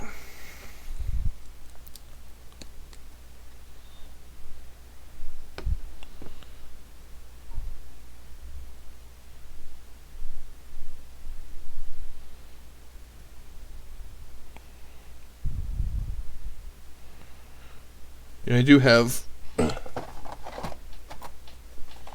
all my Gundam Wing pilots, my big ones like these. These I actually bought off a guy. He started painting them. I need to strip them and redo them. But yeah, I have all the big pilot figures from Gundam Wing. I have Marimea and Raylina. The only one I'm missing from this series is the Zex Marquise. I am missing a Zex Marquise. But those are going to go in my... Yeah, they were from the old... these came in the old 1/100 scale high-grade wing kits. And so, like, these, obviously, each pilot came with their corresponding mobile suit. Oh, I lost his hair. Zex came with the Tallgeese 3, and then you got Raylina and Marimea with the 1/100 scale Serpent. But then they also came with like the G Gundam, the Master Grade G Gundam stuff. So like the Master Gundam or the God Gundam, they came with those. They also came.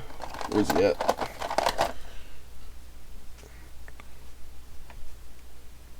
Packers from the Goof.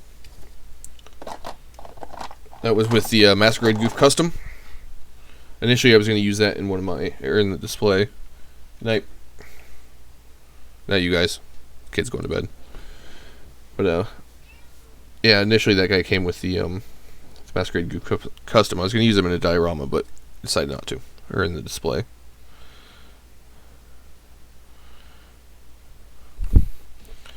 Which is this thing?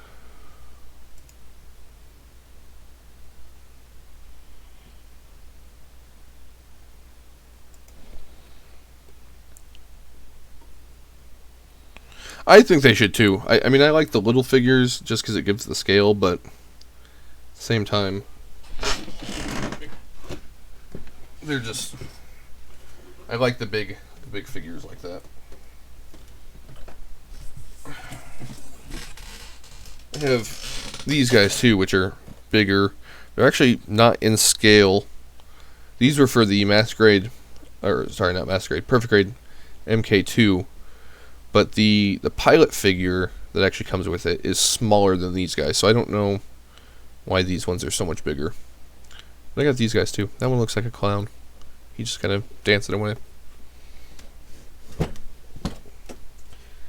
Clown boy.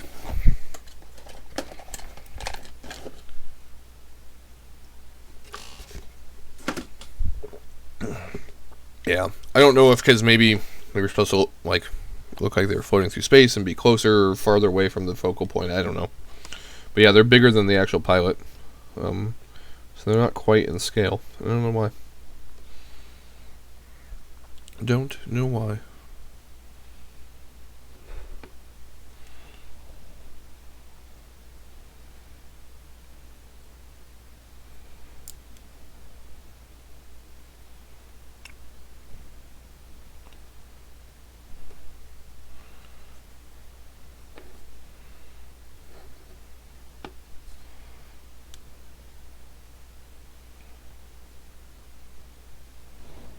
This I'm just hitting with the Reichland Flesh Shade. It's just another wash. It's just to kind of tone it down, give it some shadow.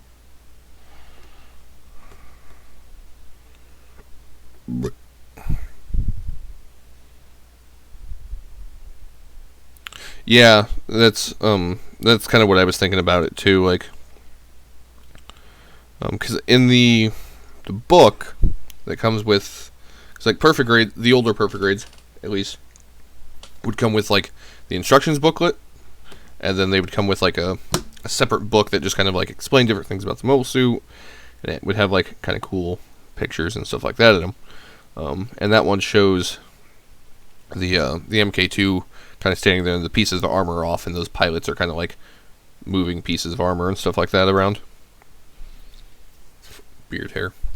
So I'm assuming it's supposed to be more on scale for the perspective of the diorama. Alright, there was something I was going to do, and I don't remember what it was. Oh, right. Orange shade. Which is funny because this is blatantly orange, but this says yellow. Orange. Yellow. Orange. Yellow. They lie.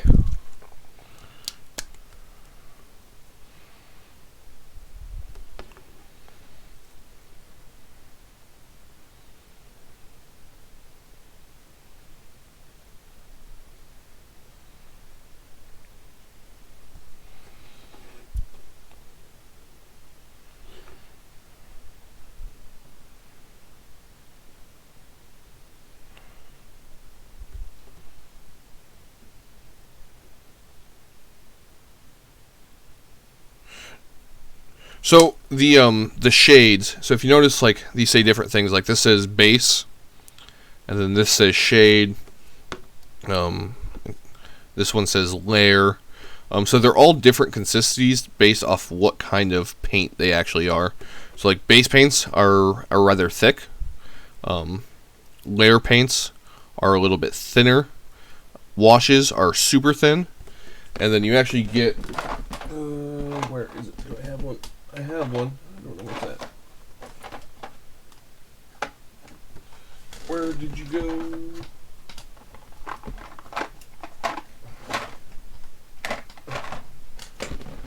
And then you get like this one, which is a dry brush, which you could see how thick this is. Because like, watch. You see that gap where there's no paint?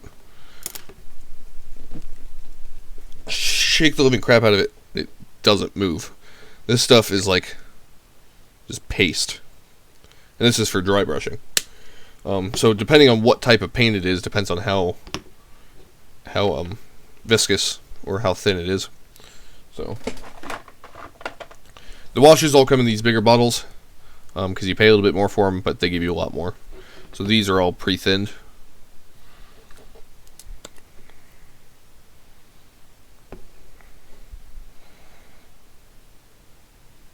You can make your own washes though. I mean, it's super easy. I have some that I've made that are, I'll take different color inks, like artist inks, and you basically just mix them.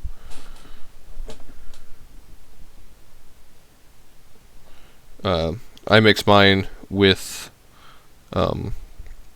Pledge multi-surface wax, and then a couple drops of dish soap. And basically the dish soap just keeps it from adhering to the surface. It breaks surface tension.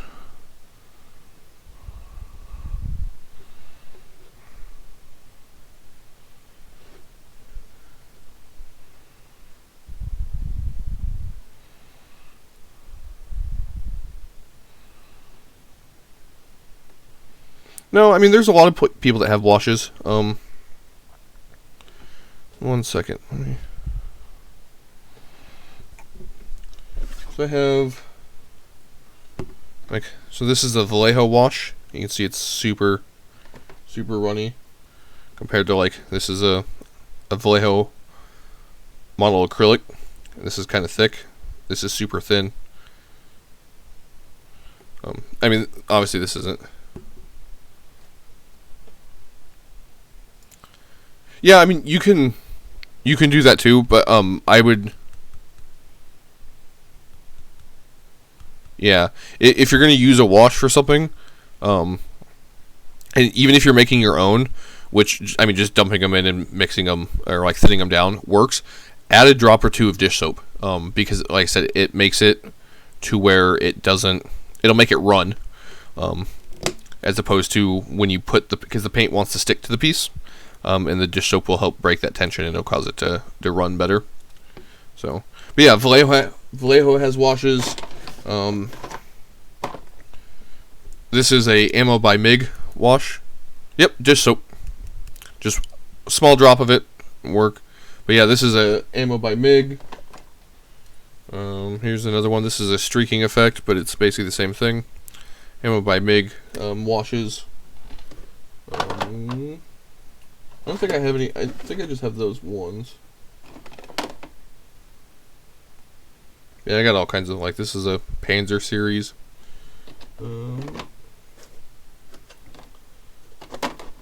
What I got? Dark chocolate brown. Wood colored. Yeah. But yeah, I mean, and then, like, this is technically a wash as well. I mean, this is just enamel based. You can use this as a wash as well. Something else you could do is oil paints. This is 502 Abteilung Smoke, since I am out of my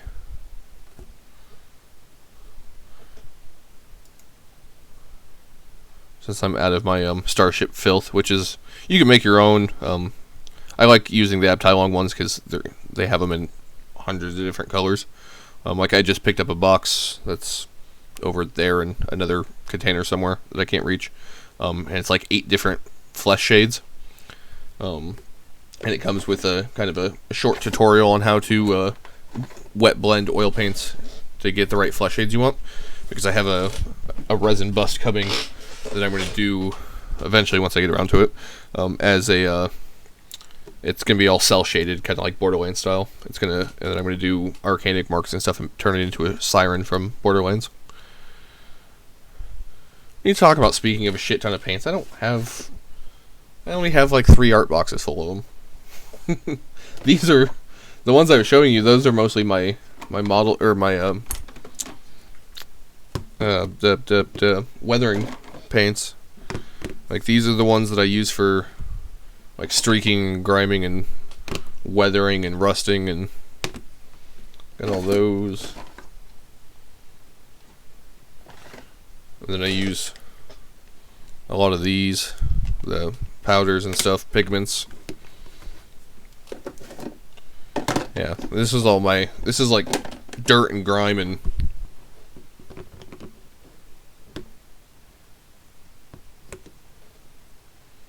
oh, were they the Starbit, I'm assuming?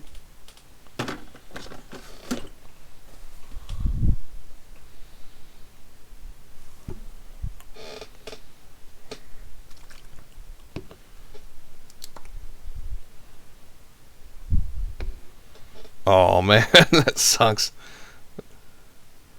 Luckily those bits aren't too expensive. Yeah, you got the actual wood construction screws and not just like home construction screws, like wood screws. You got the actual, like, hardcore construction screws, because that's what we use when we have to do, like, wood framing and stuff.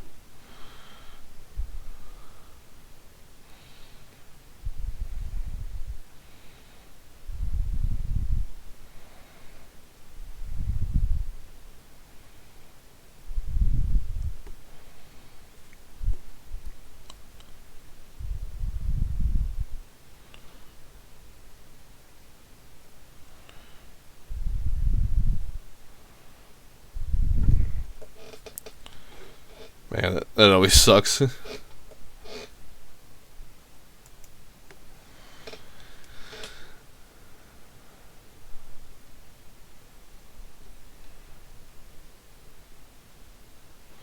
I had that situation today at work. I got all the way up to the roof, fucking 6 stories up. Realized I didn't have something. Had to walk all the way back down. got it out of my truck, walked all the way back up, realized I didn't have something else, walked all the way back down.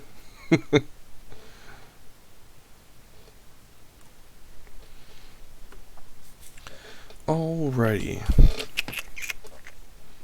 Let those dry for a second. Ugh.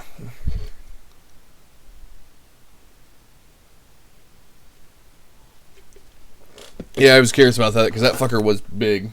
It was mighty big. Mighty, mighty big.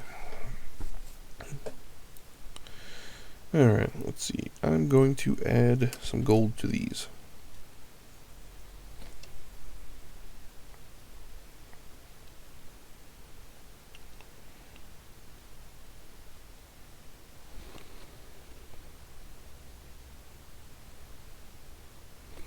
I gotcha.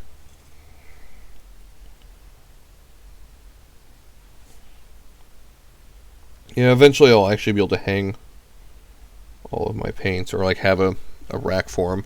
It's like right now mine just are, I got my small container stuff to the left of me, and then all my other ones are just in like tackle boxes and art boxes under my paint booth because I don't really have anywhere to put them at the moment. And even if I did, the kiddos would probably get into them and make a mess. So until I can completely secure a hobby room. Dema! Shouldn't you be working? Thought you had to work.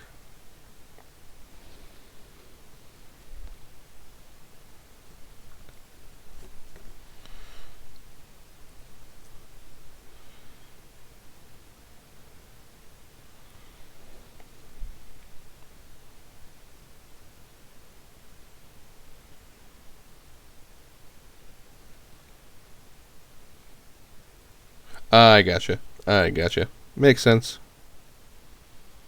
Makes sense.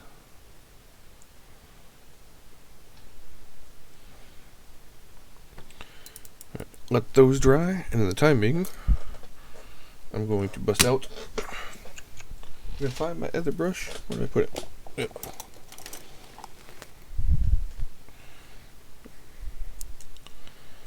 So these weathering powders do come with a little makeup brush in them. This little thing. And it's okay to use. And then it has like the little end there.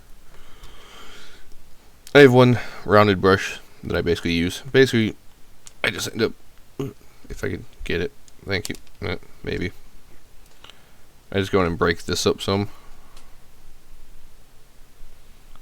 And this is technically the rust effect, the orange rust, but it goes on kind of yellowish. Starts out kind of yellowish, kind of like, you can kind of see that yellow tint there. But if you really apply it to places and kind of rub it in, it gets the more of the orangey effect. And basically I'm just using this to kind of, as you can see contrast wise to this white, that white, which these are painted the same color. I just took a little bit of that pigment and rubbed it on there, and you get the nice change in weathered. So it's not so stark of a color. And actually, before I do that, I'm going to drop it. I'm going to add some chipping. Chipperoo.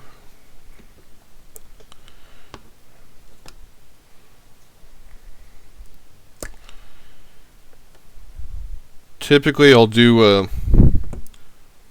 just got black paint all over my finger. Typically like I did on like the goof, or like I did on the greens here. I'll do a 2-color chipping process. So you start with a lighter color. This one I used grays, and then went back and kind of did some of the black chipping.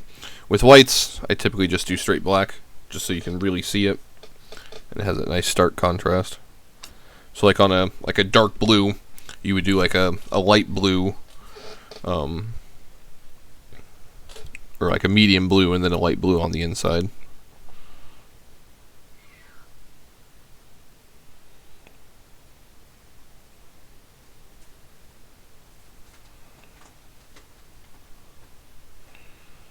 Just probably kind of hard to see because it's so tiny.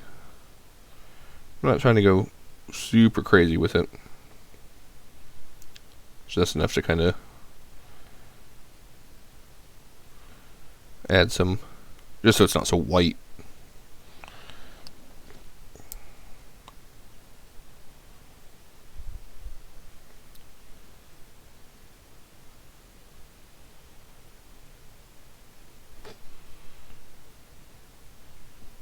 Chipping is one of the hardest things to do on stream because I can see it. And I dropped the PC in. I can see it, but sometimes it might be hard. Like on the white, it's not so bad because you guys can definitely see that. But when I was doing the goof and doing the streams for that, I started out with I took the base color that I painted the goof, and then I added drops of white to it to get the lighter color as kind of if it was exposed paint. And so, like, trying to see that on stream was rather hard, but you could see it in real life. That is the one bad thing about the camera, is, like, stuff will either look super contrast on camera or just really subtle, and then when you see it in person, it's completely different.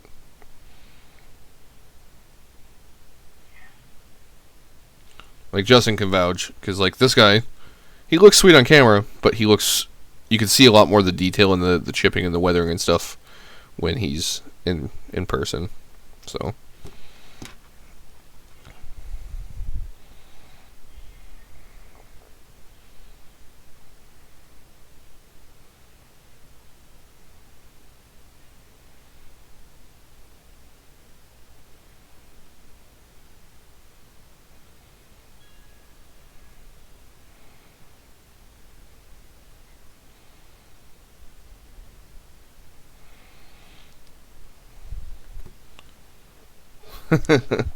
I said if I can get your printer booth done up this weekend, then I'll come and drop it off for you, and I'll bring him with so you can snap some photos, test out your photography skills. That's my one downfall, is like I can build these things and paint them and everything else, but my camera skills suck.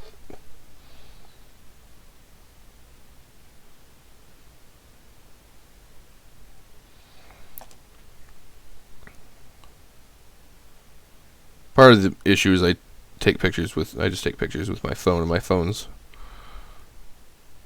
in my pocket all day at work and around construction equipment, and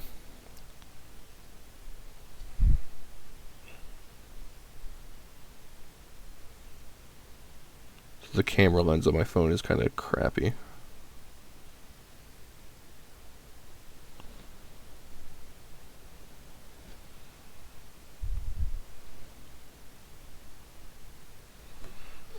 Well, see, that's not an issue with my stuff, because 90% of the shit that I do is fixed pose, so you get that one pose and that's it. You know? Like, it's just the way it is.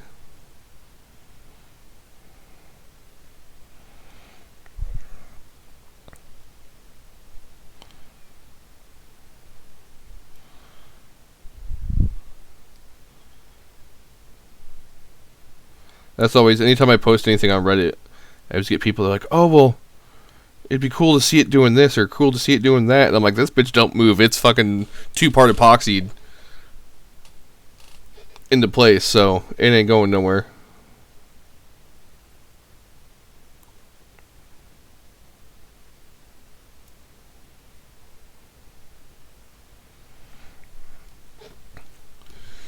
Alright.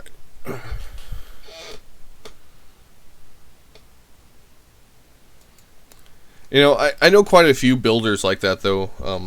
I've known a couple guys over the last year or so that do absolutely just amazing work. But then as soon as they go to pose it, it looks like a brick, because it's just standing straight up and down with its arms on its side. And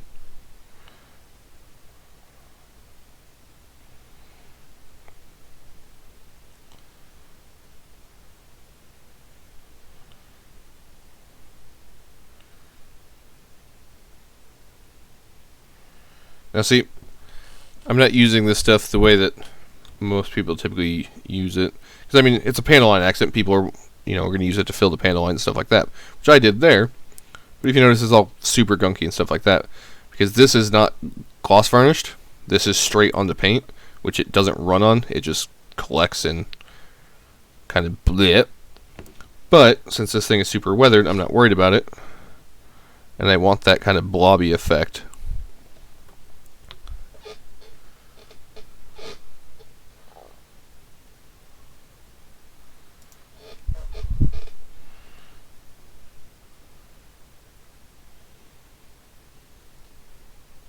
See, that's why you two make a good couple. She can paint it for you, and you can photograph it.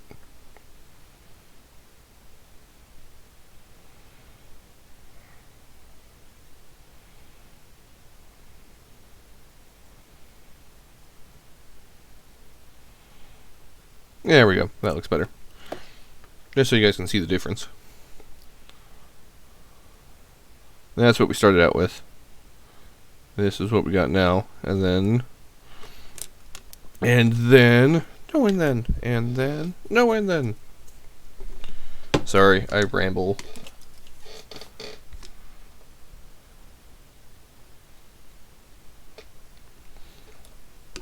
So, it all kind of depends on how you're going about it. So like with this line here,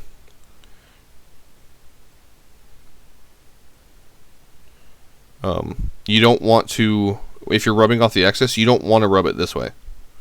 You want to rub it this way.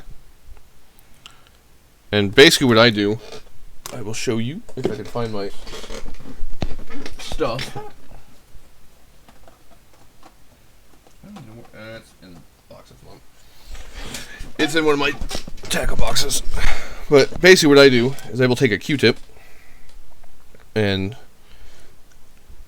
I will get like a plastic pop cap and I put 1 drop of lighter fluid in it. And then I rub that Q-tip, I take that Q-tip onto the dot and I rub it all over the cap. And then flip that Q-tip over, take the dry end and rub that on the cap, and that's the end that I use to clean up the panel line with. So that way there's like almost no, there's just enough on there to make it take off the ink, but not enough for it to get down, because if it's kind of wet, it'll get down in the line and take that off too. And then, I know it sounds wasteful, but I take that Q-tip and I throw it away. And then, so the next time for my next panel line, because if you try and use that same one again on a different line, you're just going to smear ink everywhere. Yeah, so then I said I'll take that off, and then I just throw that Q-tip away, and then I'll get the next one next time I move on to a different panel line. So with this, I'm just getting some of the stuff on my brush. And I'm just going to run it along the edges.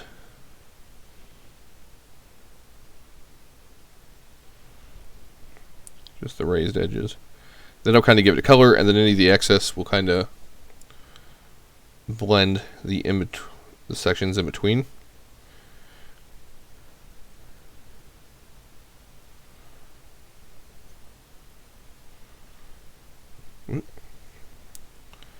The other nice thing is when you're using this stuff, you're not supposed to really touch it. God, I can't hold anything tonight. You're not really supposed to touch it, because it'll rub off. This stuff doesn't adhere very well. But you go and rub your finger on it, and you get the nice kind of yellowed effect.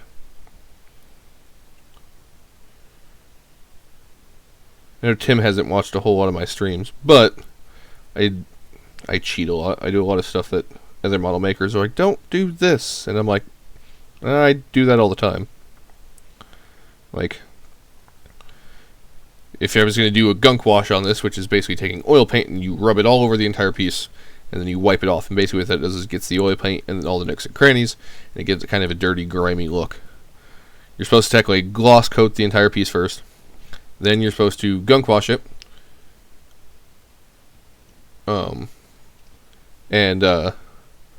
Then you wipe all the ink off. And then you're supposed to wait 5 to 7 days before you do anything else to the piece.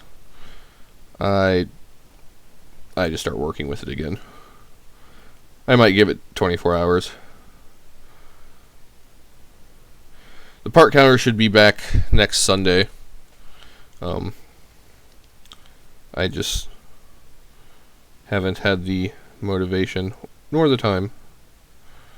I've been wanting to just work on the kit. But we will have the part counter back. Especially if Dylan's going to be around, because he'll be mad that I don't have it. Now that most of the pigment is gone off of this, I'm just kind of rubbing the edges. Rubbing the edges. If you get too much, which I got one spot.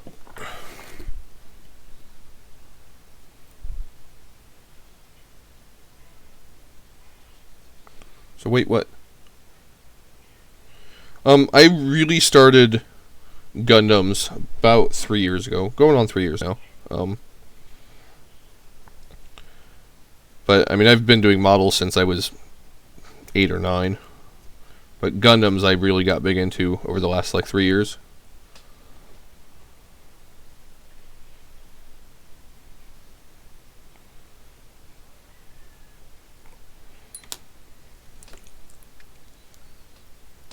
Oh, this project? It has been... I don't know, I started building the kit, I want to say about a month ago.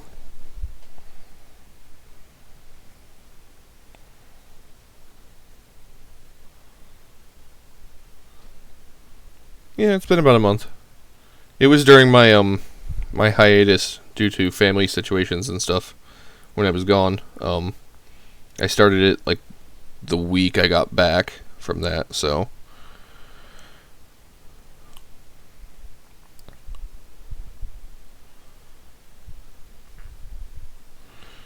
alrighty. Let's see. I might be able to tell you the exact date.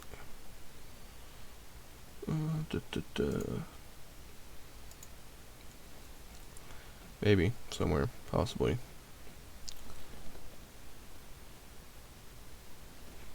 Yeah, pretty much.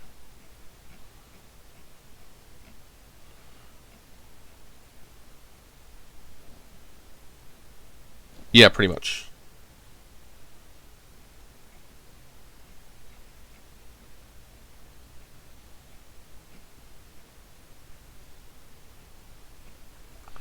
Hum diddy hum diddy hum.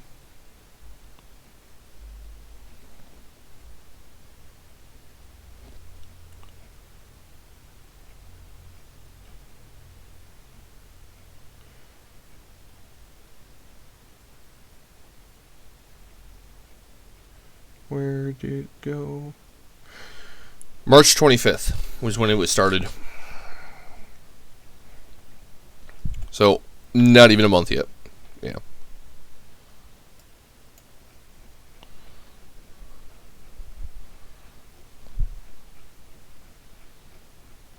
Scroll all the way back. There we go.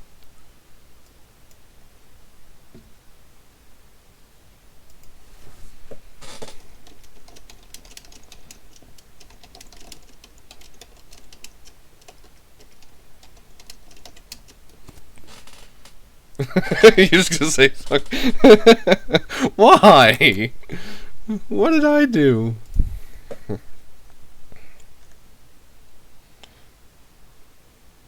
Alright. Just so we can see a comparison here.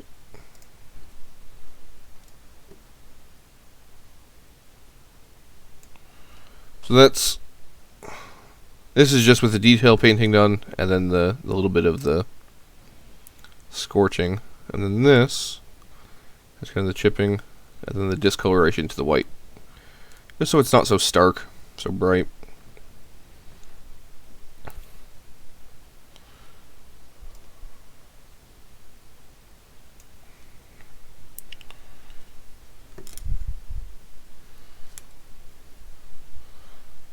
I don't know why you're so angry. If it makes you any angrier, I do still work a full-time job and have 2 kids too, so.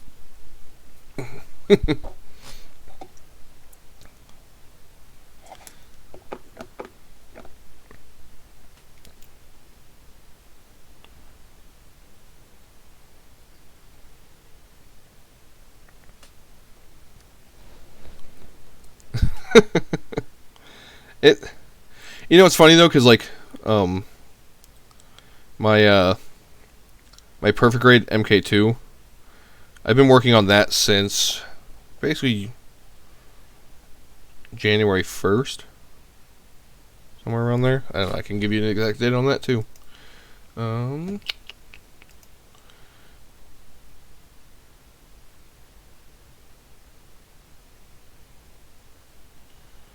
Let's see. Where did you go? January 14th is when I started the Perfect Grade MK2. And I'm still working on that project, so. But I also haven't been working on that one full time. Like this one, I've been basically since I started it. This has just been what I've been doing. Well, I take that back because I quick built the Hyakushiki Crash. That's just out of box, so complete nub removal and cleanup, repolished back the plastic to the normal kit standard. And I did that in about 4 hours. So, so prime example that Anubis kit that I got. I really wanted to see the quality of it and how it fit together because the other Kotobukiya kits that I've done have just been kind of crap. So I have all 6 of the wings, half the torso, and the stand built for that, and I built that in about an hour and 15 minutes. And that's with full nub cleanup and everything else.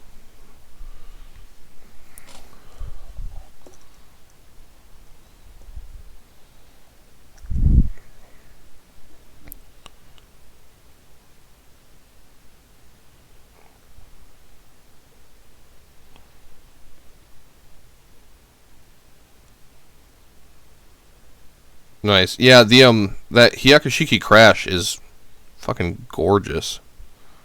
I really like that kit.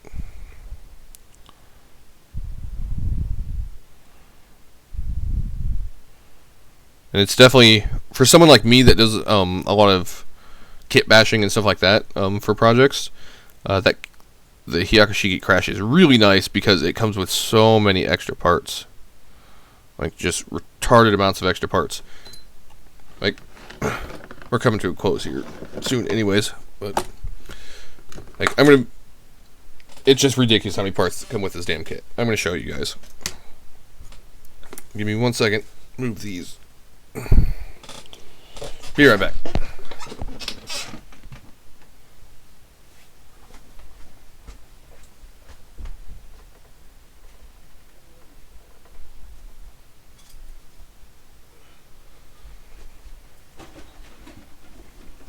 If they do a restock of it on Bandai Online, I would suggest getting it through them. I paid $76 for the kit shipped, so yeah. Bandai Online is the best place to go if you're gonna get P Bandai stuff. The kit was like $60, and then I paid like $17 for shipping. So here's the box.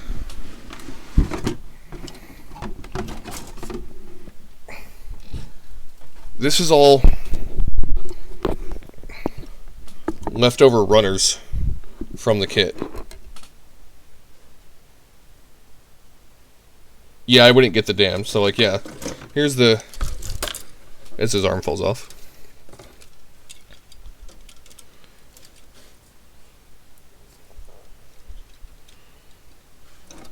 Here's the actual kit. Looks sweet. I'll show you guys that more once I get done with this. But yeah, like, that's wrong runner. Yeah, I mean, entire runners, parts, pieces, more runners, more runners. Like, this runner has literally, I mean, full armor parts. Back of the chest, elbow pieces, more parts. More runners, backpack parts. Let's see. One standing up. I can build the entire 2.0 out of this box, basically. One pilot there, sitting pilot. One standing up pilot there, another sitting pilot. Another sitting pilot. Another sitting pilot. So there's 6 pilots already there. Full start of the runner for the gun from the 2.0. Leg pieces, shoulder pieces, elbow pieces.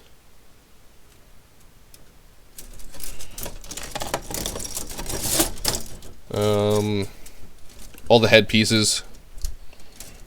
More leg stuff. Like torso pieces. Like entire inner frame for the cockpit and stomach, legs, all the skirt pieces. Like just nuts. So many freaking leftover parts. Random pirate sword in that box. But yeah, just so many pieces left over in this damn kit. So many pieces. But yeah, as for the kit itself, this thing is freaking gorgeous. It's a little finicky because I have pegs and stuff cut, but so I could take it apart easier. Like that arm peg.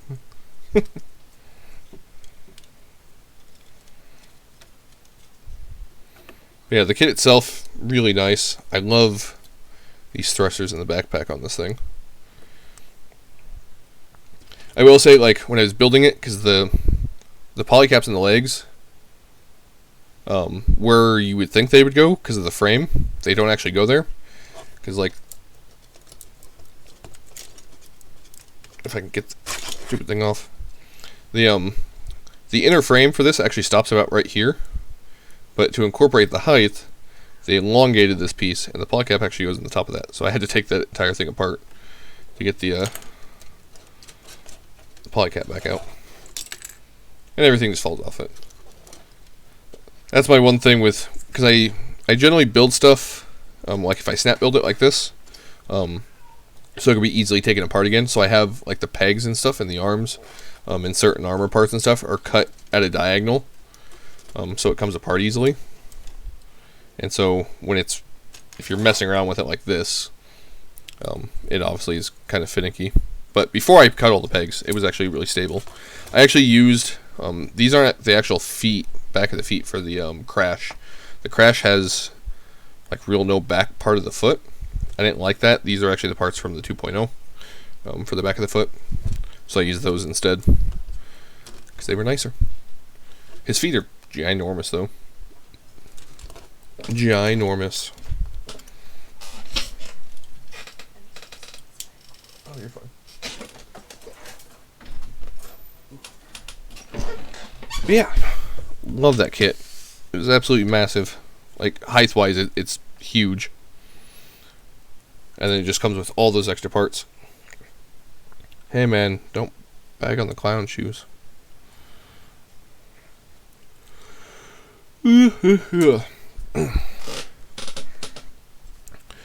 Alrighty though, I'm kind of at a stopping point there. I am absolutely starving. I have not eaten tonight. So I'm going to cut this a few minutes short so that way I can get some food before I take my happy ass to bed. Spike Spiegel. Yeah. Tim, thanks for coming and hanging out, man. I appreciate it. You got to see some more of my work, which I hope gets you excited for the heavy arms. I know I'm excited about that build. But Justin, always great having you in, because you at least talk to me. Don't treat me like I'm a leper. But yeah, we will be back next Sunday, as usual, at our normal Plastic Crack time. On our Plastic Crack schedule. But until then, you guys have a good night, and build on, boys and girls. Build on.